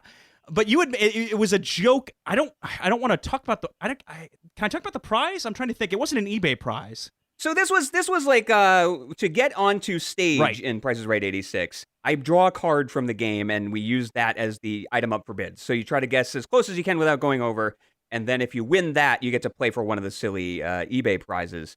And it was a cruise for 2, and I made a pandemic joke, like, oh, you can cash this in like 7 months, not knowing that half the people on that call knew that you were expecting. So they assumed that I knew, and then the conversation came up, and that was an awkward, terrible moment. And no, I think it was 9 months. I'm pretty sure you said 9 months, and I think that was because if you had said 7, I don't think anyone would have really made that connection. Because it was 9. Yeah, that was an unfortunate choice of months on my part. So that was one of those very sort of like cringe moments from the first season of The Office, kind of, and yet the game still went okay. So, by the way, congratulations. Thank you. That's more important. You kind of talk about burying the lead. We're talking about this game show from 3 weeks ago. That's all right. It's important news. The listeners already heard this. They heard this in the last segment. It's old news. Sean already knows. It's old hat. It's fine. We're recording this out of order, so it's a little. You're out of order. I hold myself in contempt. This whole podcast is consistently out of order, in fairness. Yeah, so going over to Flip the Table, because that's where I first, of course, encountered your work, Chris. I got to tell you, you are responsible for one of our most memorable moments on the Dukes of Dice in terms of games we played together, and also one of the worst games we've played. Yeah. This is going to go well. Inspired by one of your episodes, I went and secretly bought a game from one of those episodes for Sean without telling him what the game was. And this was like a multi-week mystery unveiling. And people were trying to guess and figure it out, and I dropped a few hints. And then eventually Sean found out it was the Star Wars VHS game. Oh, yeah. So in the pantheon of old VCR games, that does the same thing as a lot of them. You are listening to the Dukes of Dice, some of the other proud ones. members of the Dice Tower Network. So it's For no other great Star shows Trek in the VCR network, game, check out nor is it DicetowerNetwork.com. a nightmare. Well, it's Back kind to of a Alex nightmare. and Sean for this week's Dukes Double Take. But not in the sense of Nightmare, the board game, which is a national treasure. Well, and we also made the mistake of playing it at Extra Life. So during a 24-hour board game marathon at about 3 in the morning, Sean? 2, 3 in the morning? Oh, that's a great time to learn that game. Yeah, it was super late, and we didn't have. Oh yeah. So we didn't have a TV that we could play the VHS on, so we had to use a YouTube video of it. But none of our phones were loud enough, and it was too loud in Empire. So each of us had our own phone playing the video, and we were trying to sync it up together, and it was terrible. It was just terrible. Oh man. Yeah, and I imagine if the ads kick in, that could cause a problem. Like right now, I have 2 young children, and so first thing in the morning, it's all super simple songs and the Wiggles, right? So of course the ads are now targeted toward that because we've been doing that for so long. So if I tried to play Nightmare off YouTube, I can imagine 3 in the morning, you get interrupted by the gatekeeper, but every third time it's like, fruit salad, yummy, yummy. It was like, no. Fruit salad, you maggot. Answer me. I still have not played that. You, who is moving now, do the propeller. I was trying to work in some sort of Baby Shark reference, but it just wasn't going to quite happen. So no, thank you for that moment. That was a fantastic moment in the show's history. But moreover, thank you for the entertainment. That show, I will still go back and listen to episodes from time to time and just get kind of caught back up in it. The one that I have not played yet from that show that I'm desperate to try is the McDonald's game. That was the winner of the Flip the Table best of all time, best that you ended up playing. Settled by a die roll in the last episode because it was a tie and we were a hung jury. We couldn't decide, so we just settled it at random, which is a great way to give a best of all time award. Yes. But the McDonald's game, I still have all my copies of it. We still do the tournaments at SnowCon every year. It's just kind of an annual tradition, and it's just I have way too much McDonald's stuff in my house since that episode came out.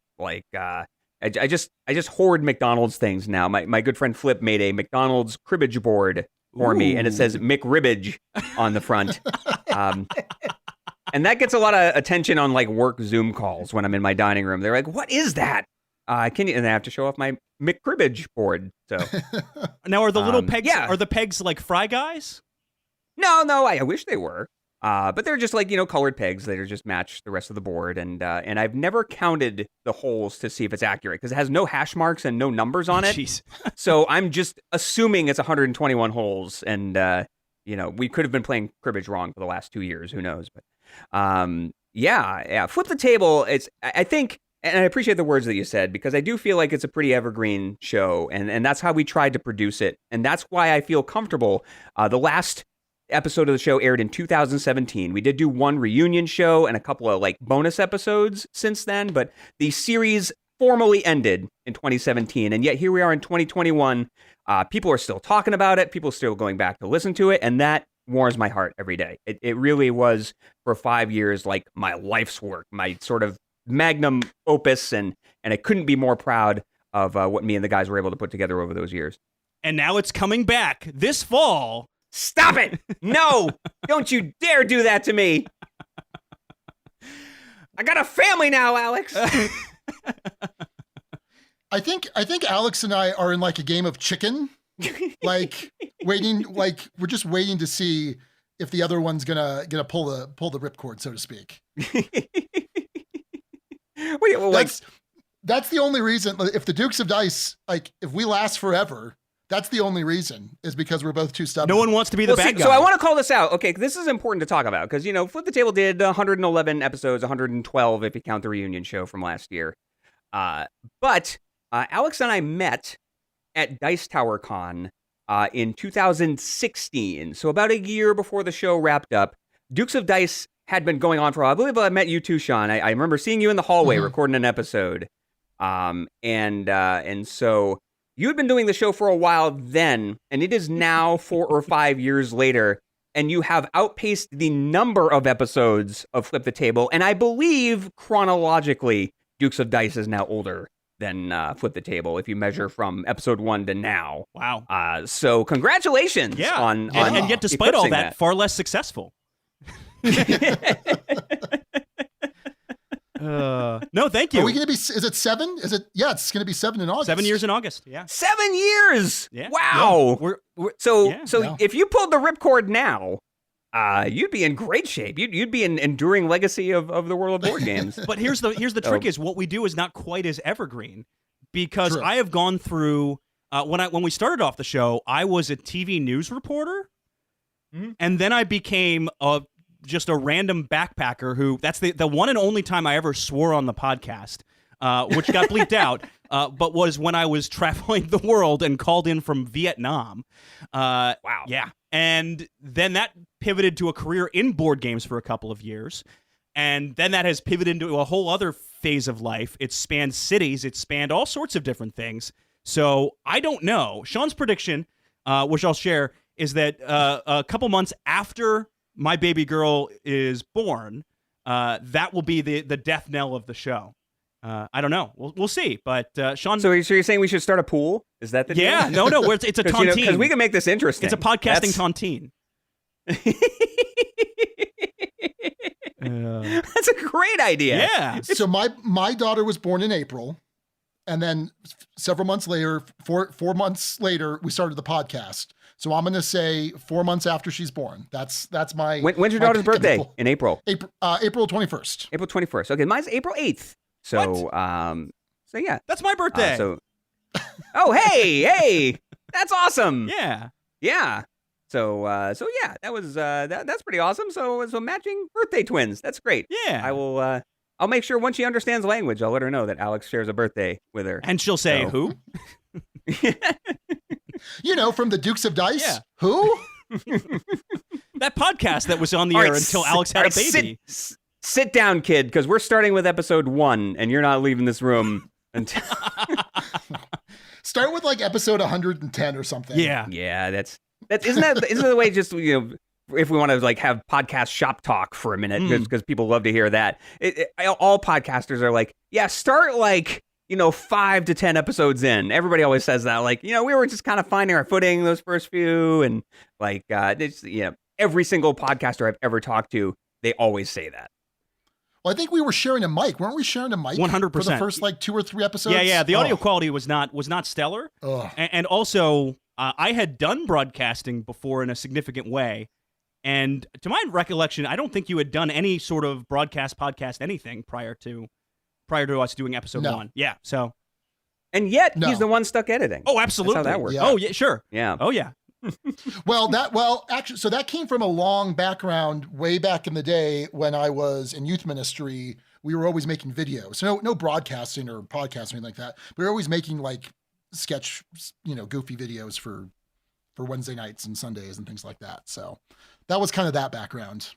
So I always enjoyed editing, like video editing and stuff. And so not that I enjoy audio editing anymore, but that's fine. That's fine. Yeah, no, this will be a fun one for you, Sean, because you have to get this exactly right, or else you're going to get hordes of fans, Chris's horde of angry fans coming in and ragging on you. So don't screw this one up. Oh, he played the bell a half second too late. What an idiot. That's one of the wonderful things about Flip the Table is that the fan base, they're just sweethearts, man. It's like, it's one of the most positive gaming communities I've ever had the pleasure of being a part of. Like, in spite of the fact that we were started at the very beginning on the mission of, we're going to review these terrible games. Like, that was the attitude in those first 5 to 10 episodes was like, yeah, we're just going to roast these awful cash grab games from the past. And then by episode 20 or so, we'd kind of fallen in love with them. And approached every game as though like, oh, we hope this is the best thing ever. And you kind of looked for the good in it. And I think our community was kind of just drawn to that, that sort of energy. So even to this day, we have a lot of fun in our Facebook group and we still all kind of keep in touch. And if I travel somewhere, I usually meet up with 1 or 2 folks and have a meal or whatever. So it's cool. Awesome. Well, you are always welcome in St. Louis. And I can't speak for Albuquerque. I'm sure Sean would be nice to you too, though. We'll see. Take a chance. Come out. LB U Kirky. Good luck paying the royalties for that. All right. Yeah. So yeah. Thanks for that. Appreciate it. Good stuff. Yeah. So it's a pleasure to kind of poke my head above water and do a guest appearance. I like doing these once in a while and dusting off the equipment. And returning to say hello to the world of board games. So, hi, world of board games. Hello. Hi, Chris.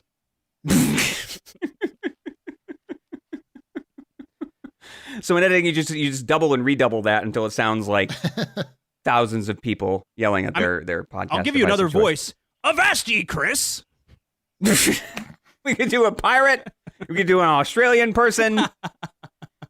That's about it. We could do someone hailing a cab. I'm writing these down. Let me write these down. Hold on. And scene. Awesome. So if people want to do the prices right, you can reach out to me at contactflipthetable@gmail.com. Once again, contactflipthetable@gmail.com. Or you can send me a direct message. My direct messages are open on Twitter. I am there at tableflipsyou. Let me know if you would like a 1 hour or a 2 hour event, and we'll talk turkey in details. So yeah, help pay for Chris's new baby / maybe a trip to go to a convention. I mean, let's be honest. If I raise any money today, it's going straight to the Mystery Science Theater Kickstarter. So fair. That's yeah. Alex, are you an MSTK 3K fan? I have never seen anything of that. Wow. Yeah. You would. I think you would really dig it. I really do. This last season, the new season, I think was fantastic. Let me explain. I thought the new season was fantastic too. I was a backer in the first round of Kickstarters. I really enjoyed the sort of new take they had on it. Alex, let me explain this to you. It's like Flip the Table, but for movies. Okay. So, all right. Okay. Not often you get to make that comparison, but yeah. So you would really enjoy it. It's movie riffing. It's robots. And it is plentifully available. There's actually a free Pluto TV channel of it right now. So if you don't mind occasional ads, you can watch the movies right on there. Or a bunch of them are on the official YouTube. They have like full-length movies, which is interesting to me. Do they have any professors of laser bookology on that show? I mean, they got mad scientists, so that's a thing. Yeah, all right, okay. Yeah? All right. They got robots and mad scientists and cheesy movies. And that show was very much an inspiration for Flip the Table. You draw a directly through line. That makes a ton of sense. Yeah. From me in 8th grade discovering that show and falling completely in love with it to what I ended up doing later on. So, awesome. All right. Speaking of inspirations, Chris, your work has been an inspiration for me on this show, and hopefully it has inspired an interesting game of sorts. A game of sorts, you say?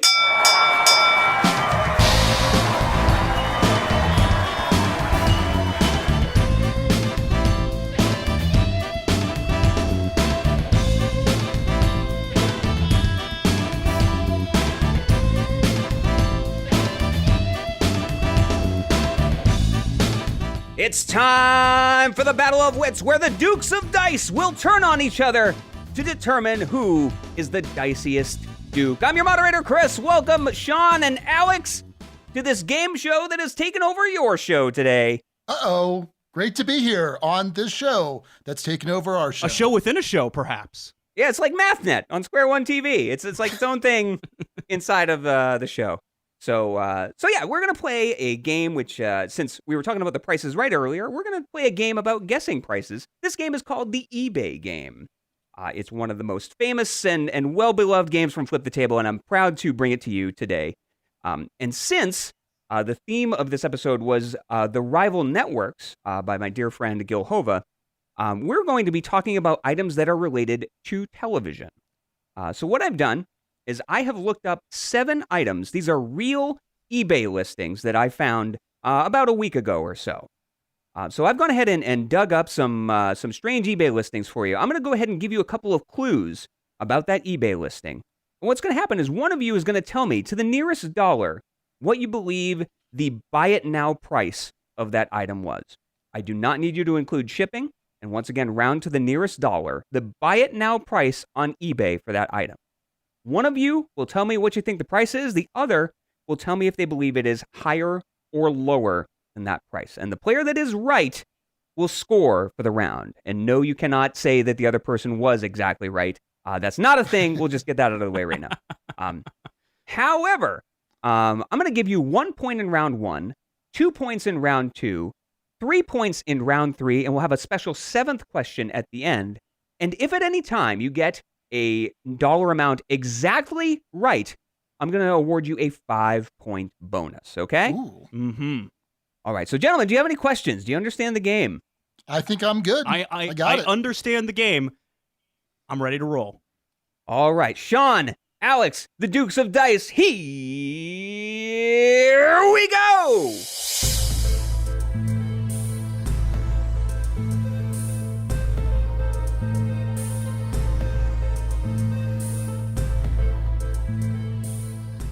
We had a dice duking contest in the parking lot before the show.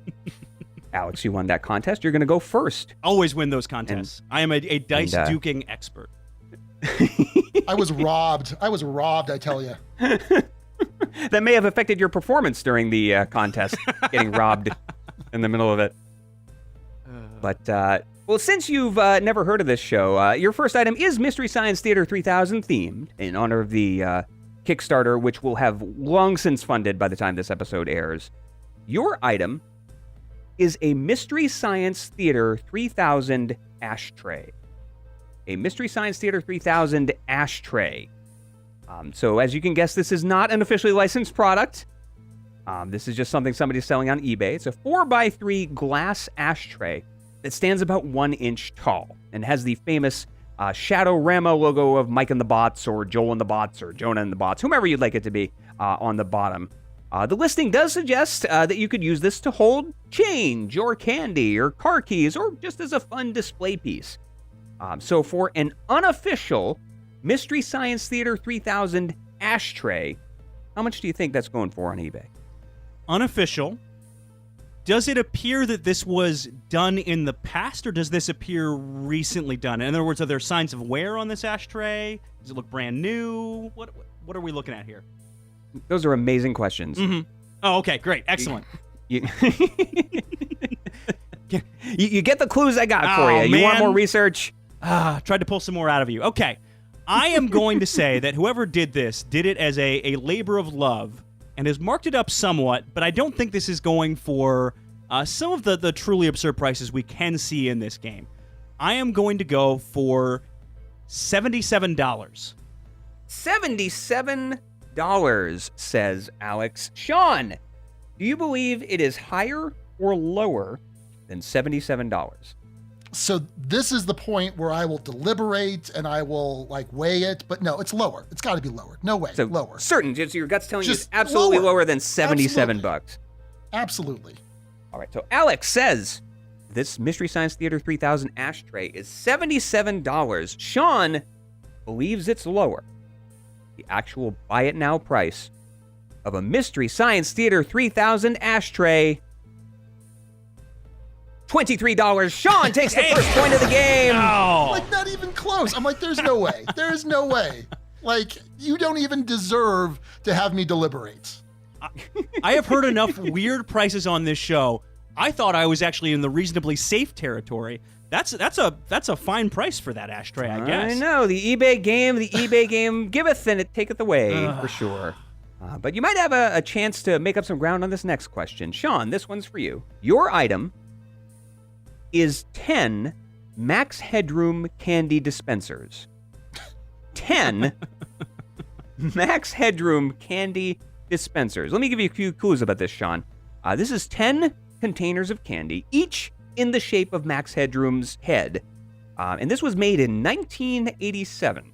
So this is some aged candy here.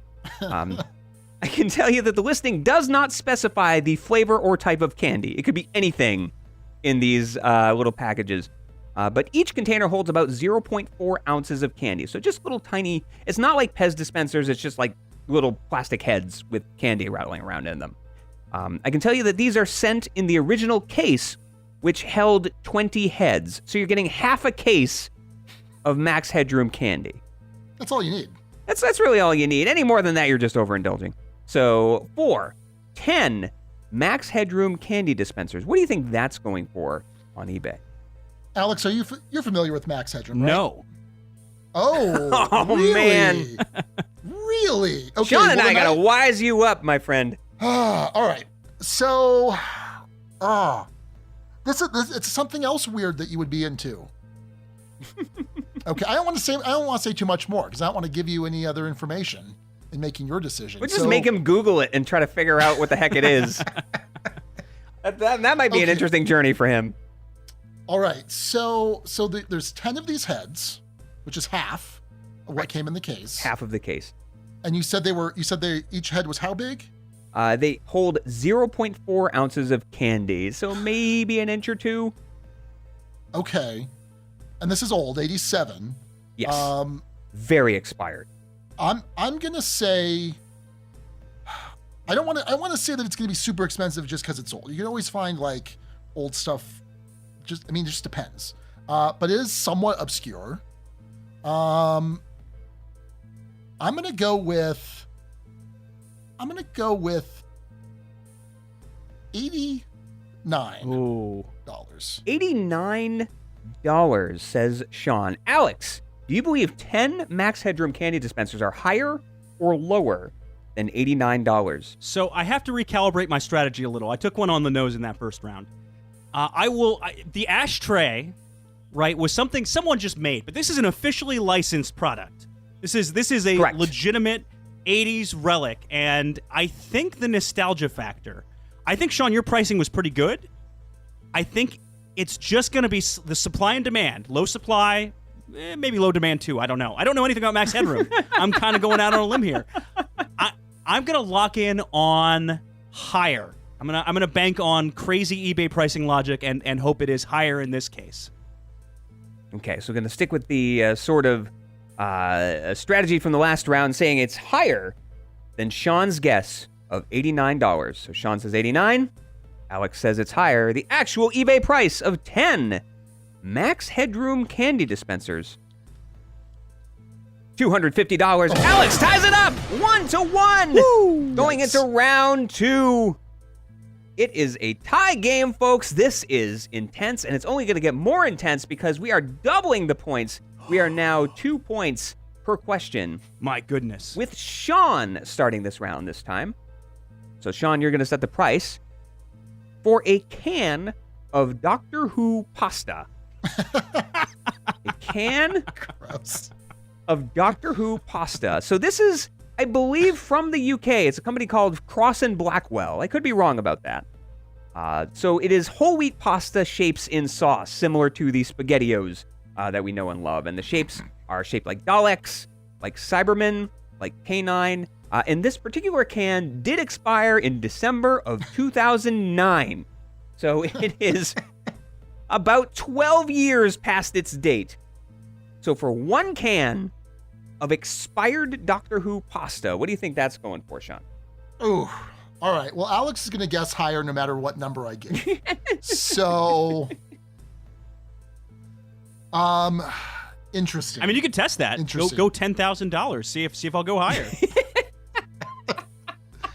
I think, yeah, you'd go higher with 10,000, but or you would go lower with 10,000, but would you go higher with 1,000? I think you would. I think it's possible because there's no, so that's gross. That's super gross. Sean just moving decimal places around to see what feels right. Okay. So, I mean, it's obviously purely a collectible at this point. I hope that's the intended use.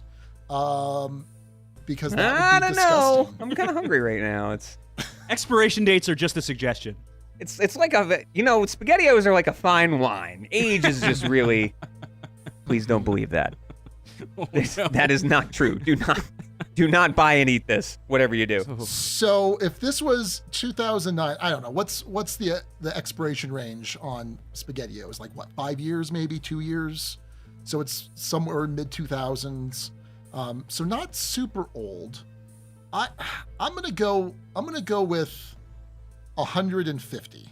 $150 says Sean.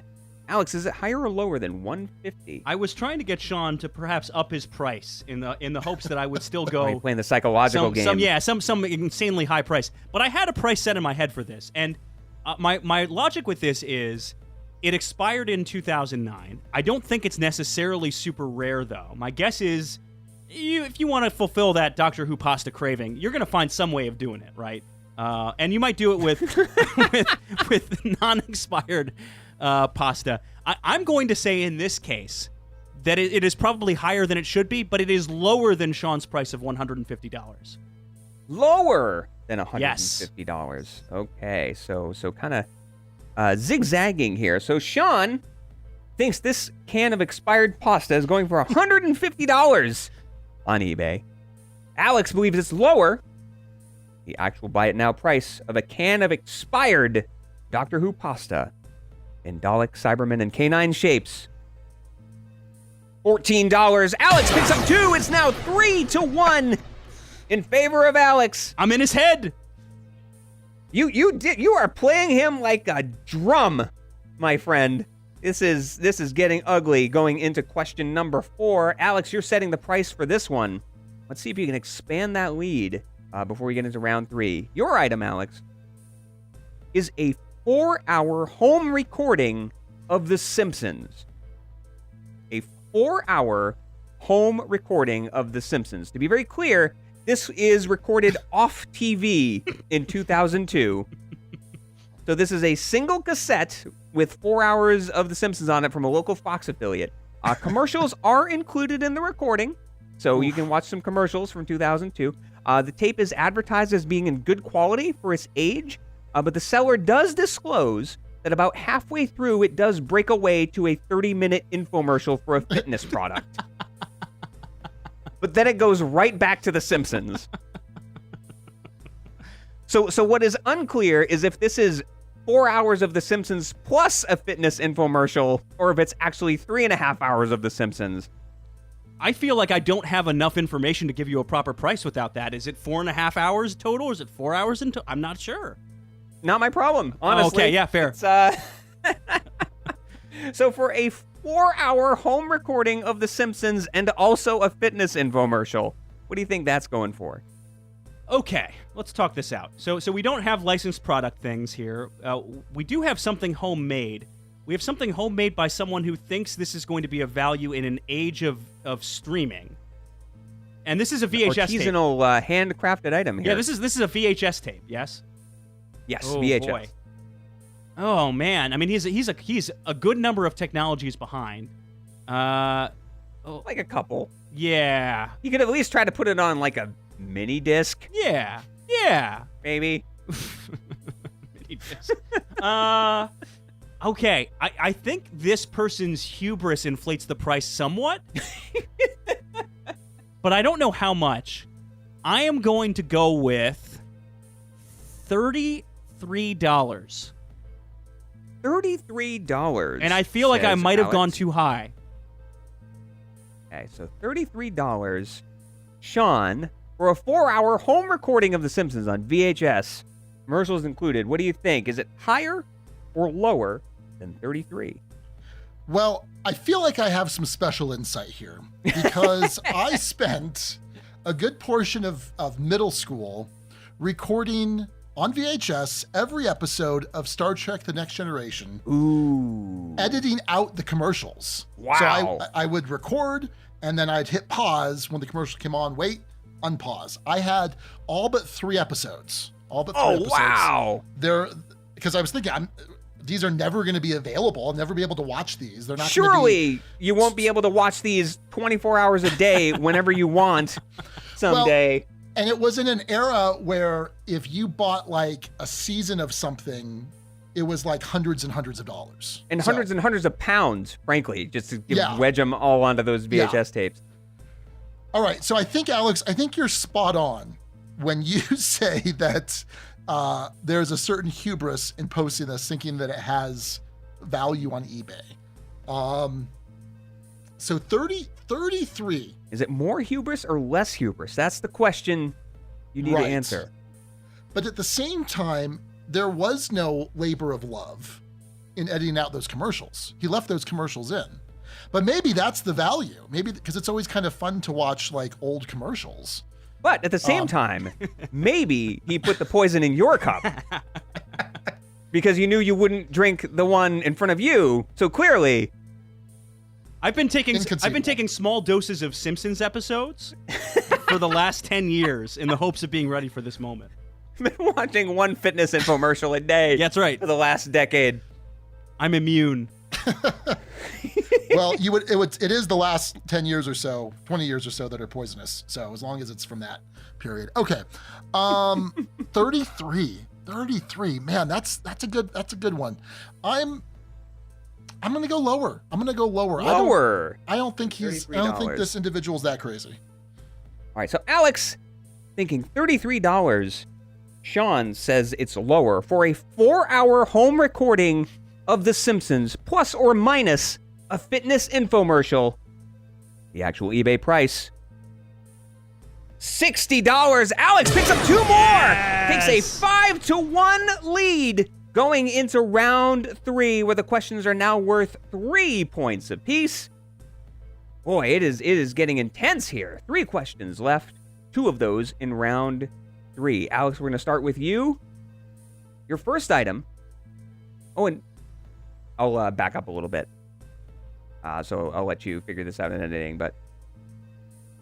And by the way, there is a little bit of a cottage industry of home recordings on eBay. Lots of people selling tapes of random stuff they recorded for nostalgia purposes. You'll find a lot of these listings being sold as blank tapes. I think they're trying to work around some regulation doing that. Huh. So quite a rabbit hole to fall down if you want to. I knew that going in, so that's played into my strategy. Sure you did. You fell right into my trap.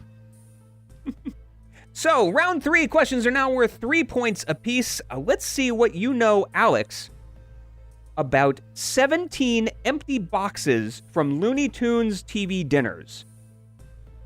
So, 17 empty boxes from Looney Tunes brand TV dinners. These were produced between 1990 and 1993, okay? And they are described as being in new-ish condition. The flavors included are such flavors as Daffy Duck spaghetti and meatballs, Wile E. Coyote hamburger pizza, Sylvester fish sticks, and Bugs Bunny chicken chunks. Gross. So sounds appetizing to me. One other important factor here, all of the boxes have been carefully popped open and glued shut to hold their shape. So to avoid damaging them, the seller cannot flatten them for shipping. The seller is very clear on that. So for 17 empty, glued open boxes from Looney Tunes TV dinners between 1990 and 93, what do you think that's going for? Whew. This is such an odd thing. I don't know what the collectible industry is like for frozen food products. I'm just not sure where that one is. I feel like if this was, say, a Looney Tunes toy, I might have some sort of a ballpark or gauge. But I genuinely have no idea with this one. We know that if it contained expired food, it'd be around $17. We know that much from the game so far. Sure. Fair enough. But then again, that was just one can. This is a good number. 17. Yeah, 17 boxes. Yeah. So you have to account for the volume. Here's the thing. I don't know about the strategy from this seller. I don't know if they're trying to sell this in anticipation of finding some sort of distributor of Looney Tunes dinner boxes, someone who's going to try and kind of sell these off separately upon. I kind of think of... It's a whole pyramid scheme. Yeah. Like he sells it to somebody, and then they try to sell it to somebody else. Exactly right. Or they're trying to kind of catch some sort of bizarre pawn shop owner who thinks they can double their profit on something like this. Or are they just going for someone who loves these? Now, all right, at the risk of asking a question that will not get an answer, are these boxes all identical? They are not. Okay. So they represent several different brands. So like all of the different kinds that were produced are represented in this lot. $111. $111, going with the palindromic repeat numbers tonight. Yes. So $111. Sean, do you think it's higher or lower than 111? Oh, okay. All right, so there's 17. I think you're right, Alex. There's something to the volume. Just boxes, and I think you're wrong though. I don't think it's people that are collecting like different types of frozen dinner boxes. Sure, it might be Looney Tunes stuff. Yeah, I think it's Looney Tunes people looking just anything Looney Tunes, right? And I feel like they're like. If this were Disney, I'd be like higher, like definitely higher, because there's definite Disney fans that they've got their Disney thing. And Looney Tunes, I feel like that was like, there's some like pretty hardcore Looney Tunes people. Disney could buy Looney Tunes before the end of this question. Anything could happen. We'll have a Marvel Star Wars Looney Tunes crossover. I'm in. Cool. Sean, I will throw in one other note. Space Jam 3. Space Jam 2 is about to come out, was the point I was going to make here too. So I don't know. Looney Tunes making a comeback. Yeah, that's true. Yeah. I'm going to go higher. Higher? Higher than 111. Higher than $111. Going bold here. So Alex thinks it's $111. Sean believes it's higher. For 17 empty Looney Tunes TV dinner boxes from the early 1990s, the actual eBay price, $600. Sean is back on the board. Makes it a 5-4 game. Slims Alex's lead right down. It is a 1-point game going into the last regular question of the game before the big final. Sean, you get to set the price of this one, so you're kind of in the driver's seat. Tell me what you think the eBay price is of 60 pounds of assorted remote controls. 60 pounds of assorted remote controls. So these are various remotes for things like televisions, DVD players, projectors, etc., etc. And I can let you know that out of the 60 pounds of remotes, once again, there's no accurate count here. They're selling them by the pound. The seller claims that 4 pounds of them are new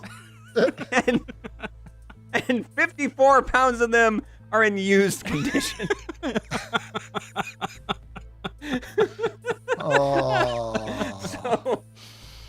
So just to be very clear, you are bidding on 4 pounds of new remotes and 54 pounds of broken remotes, or at least used remotes. So for 60 pounds of remote controls in varied condition, what do you think that's going for? Wow. Okay. So, What's a remote control on average? What, half a pound? Maybe. So few ounces, maybe. Well, I mean, yeah, like 8 ounces, right? So we're talking at least 100 remotes, 120. Wow. Everybody at home, go weigh your remote right now and see how right or wrong I'm going to do John it. I'm is going to at go this. upstairs after this. I'm going to put it on our kitchen scale. Who is Make sure you doing use this? avoirdupois so you get the appropriate measurement here. Who was posting remotes by the pound, and what is the application? The right? seller Because, did imply that it was for like parts. So if you're like a person that repairs this sort of thing, right? you could use this as a parts lot. But okay, all right. But I feel like these circuit boards are. Oh man. Okay. Or if you need to defend your home, maybe you could use it in that manner. You just throw them out the window at invaders, I guess. Or set it up as a Home Alone That's what style I was going booby to say. trap. Home Alone trap, yeah. Just take off all the battery covers and just use it as caltrops. That's Oh boy. Okay. I feel like this person just wants to get rid of them. Doesn't want, because I'm sure you can't. I don't think you're supposed to throw away a remote. I'm sure it's supposed to be disposed in a safe way. And because I don't know for sure, I guess that tells you what I do with old remotes. I feel like they just want to get rid of them, and they'll be happy for anything. So I'm gonna say $40. $40 for 60 pounds of remotes. Oof. Alex, is it higher or lower than $40? That is a good price you've given, Sean. That is a good price, because I think the fact that it's for parts primarily, but if I'm thinking of the sheer volume of remotes that you're going to get in 60 pounds of TV remotes, I have to think. It sounded like a blender. Can you hear that? Yeah, I did. Absolutely. It's he just ordered it. It's the delivery of remotes. Oh yeah. Sean has already bought it now. What is the price again that I'm higher or lower? $40. $40. Well, it's not repeating, so there's no way it can possibly be right. So I am going to say, in this case, I don't think it's by a lot, but I do think it is higher than $40. Higher than $40. So for 60 pounds of remotes, Sean says it's $40. Trying to do the math by the ounce here. Alex says it's higher than that. The actual eBay price for 4 pounds of new remotes and 54 pounds of used remotes. $500. Alex picks up the points, making it an 8-4 game going into our final question. And our final question is worth 10,000 points. Wow! Still in it. Ugh. Yep, you got a chance at this, Sean. If you're real clever, if you're real smart, you could still win this game. So here is your final item. I will let you know that we will not be asking either of you first. You are going to lock in your answers in secret for this one, okay? So both of you listen carefully. The item that you're guessing the price of is an oven mitt that appeared in several episodes of Seinfeld. This is an oven mitt that was on the Seinfeld show. So this is a screen-used prop. It was by Jerry's Fridge in the last few seasons of the show. And to describe it for our audio listeners here, it is a picture of a cat on the front, and the cat's face is situated so that when you pick things up with the oven mitt, it looks like the cat is picking things up with its mouth. So it looks like it's grabbing hot dishes with its mouth. And the listing has some screenshots which show Michael Richards handling dishes with this Seinfeld cat oven mitt. And it does come with a certificate of authenticity. If you choose to believe it's an authentic certificate of authenticity, that's up to you. So just to recap, this is an oven mitt with a picture of a cat on it. It was featured in the last few seasons of Seinfeld as a screen-used prop. It comes with a certificate of authenticity. Gentlemen, lock in your answers now. Okay, we're going to start with the player in the lead. Alex, tell me about what you think this oven mitt from Seinfeld is going for. So, Seinfeld remains fairly popular. And as a relatively endangered commodity, and one that appeared in multiple episodes, I don't know if any of them were famous episodes. I don't want to bother asking, but I gotta think the price point on this one is pretty significant. It is just an oven mitt. Oh, I locked in at $3,773. $3,773, says Alex, for this Seinfeld oven mitt. Sean, you got some ground to make up. You can get 10,000 points off this if you're right. What do you think? It's a lot of points. I could use those points a lot. I mean, so many applications. So you could spread them around among your remote controls to keep burglars out. There you go. Because they're very pointy. I feel like there's obviously huge industry for set memorabilia actually used on the show. But I also feel like, because I've looked through like online catalogs, I think they did a bunch of the Battlestar Galactica stuff, the new one years ago. And there's some stuff that you can get pretty cheap. And I don't recall, like, it's not a piece of memorabilia that was the focus of an episode. I don't recall, and I'm pretty well versed in Seinfeld. So it's just something. I don't think it's going to be super high, but Alex, we're pretty close. I said $24.55. So you say $2,455. So not making the math easy for poor moderator Chris today with your weird numbers. So let's just recap. Sean is saying $2,455. Alex is saying $3,773. The game is on the line.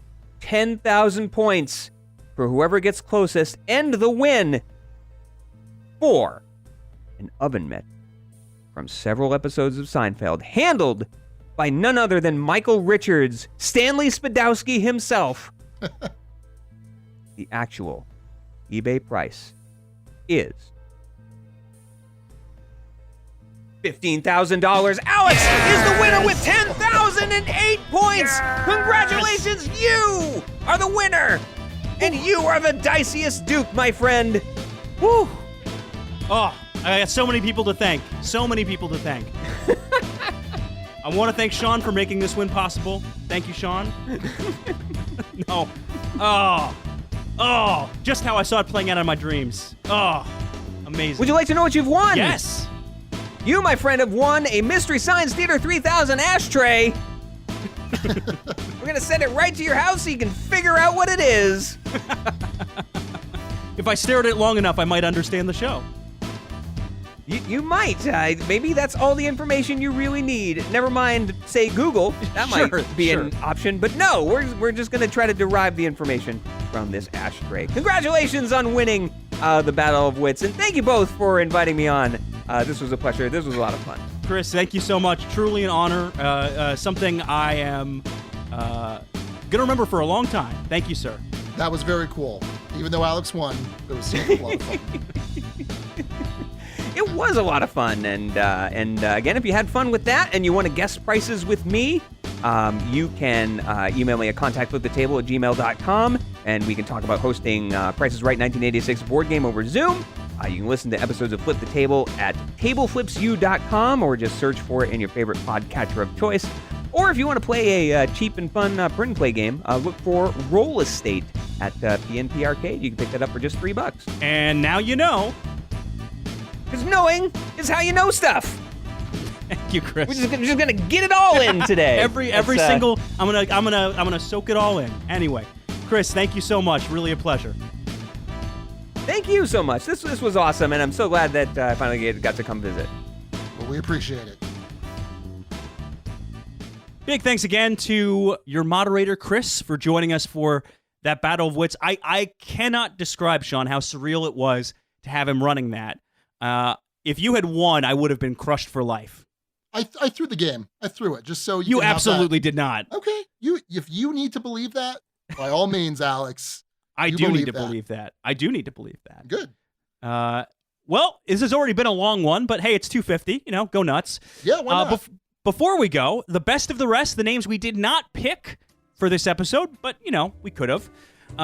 First up, Joshi and Gurr with Knowing is How You Know Stuff, a reference to Flip the Table slogan, which just kind of got in there, squeezed in there at the end. Also referring to it sounds sort of like a TV PSA slogan, so fits in with the rival networks and Flip the Table. Nice job, Joshi.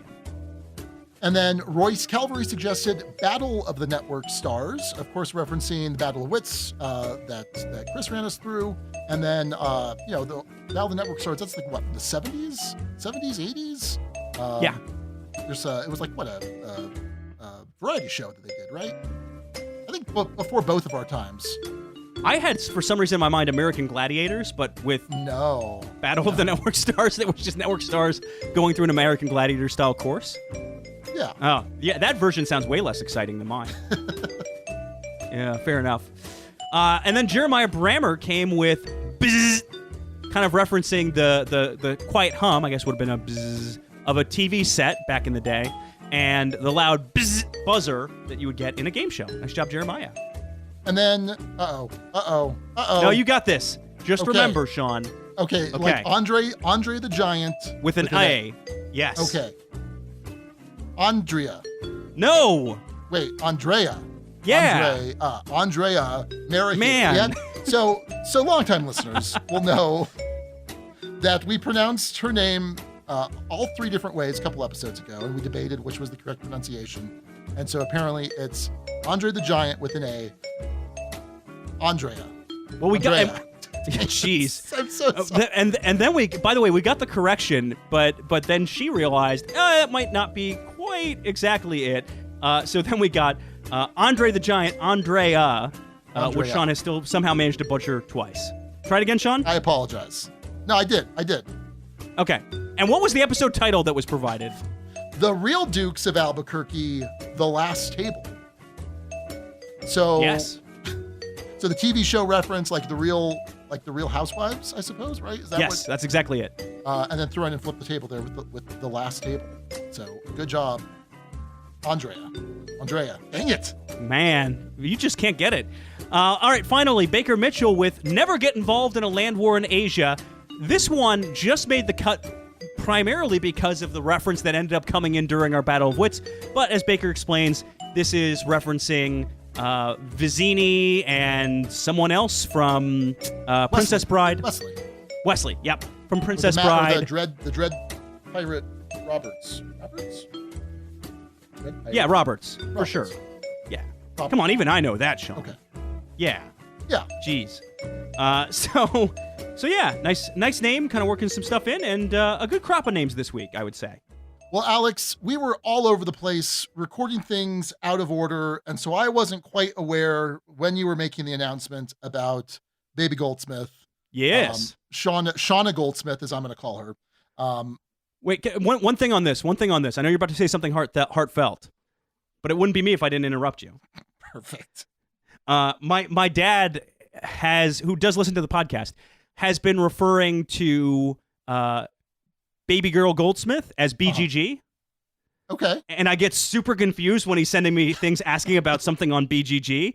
And I had to explain to him, it's an acronym for BoardGameGeek.com. That is a common, popular one. BGG is confusing the heck out of me. But that is the term which he has chosen to deploy. So anyway, carry on. Sorry. Well, geez. Okay. Just blowing up my spot here. No, just congrats, dude. Congrats. It's freaking, I was about to swear, but I can't because it's the Dice Tower Network. It's amazing. It's super awesome. It is something that I never wanted for myself for a long time. And then things change and it's a complete paradigm shift. So I'm very excited for you and Abby, and it's super awesome. And Shauna Goldsmith, that's her name. That's her name? Yeah. It's got a nice ring to it. Well, and we know, so here's the thing. We don't know the first name. We have some candidates. We don't know the middle name. Oh, sorry, we do know the middle name. So I will pair it up with the middle name and see if it works. And I think it might actually work. Well, there you go. I will run it by my partners in this enterprise, and we will take it under advisement. Okay. Very Yes. cool. No, but thank you. This is this is something I have wanted for some time, not in necessarily any present moment before now, but something that I knew was going to be something I would want to have part of my life. And so I'm excited to go on the journey. It doesn't feel fully real yet. We still have a lot of prep work to do, a lot of learning to do. And the truth of the matter is, things will kind of change in a huge way come late October. But I am excited for the change, and we'll see how things go. But thank you for your congratulatory words and the words of some other folks who found out. They've been very nice as well. We're super excited. Very cool. All right. Well, that's going to do it. Another episode. Just another episode. Episode 250 in the bag. Thanks again to Justin Jacobson for the title. Flip the channel. Until next time, this is Sean. And Alex. And Duke you later, everybody, including you, Shauna Goldsmith. Thank you so much for listening to the Dukes of Dice. Today's episode was recorded in the Duchy on May 6th, 2021. Our theme music provided by Carbohydro M from his Prime Legacy album.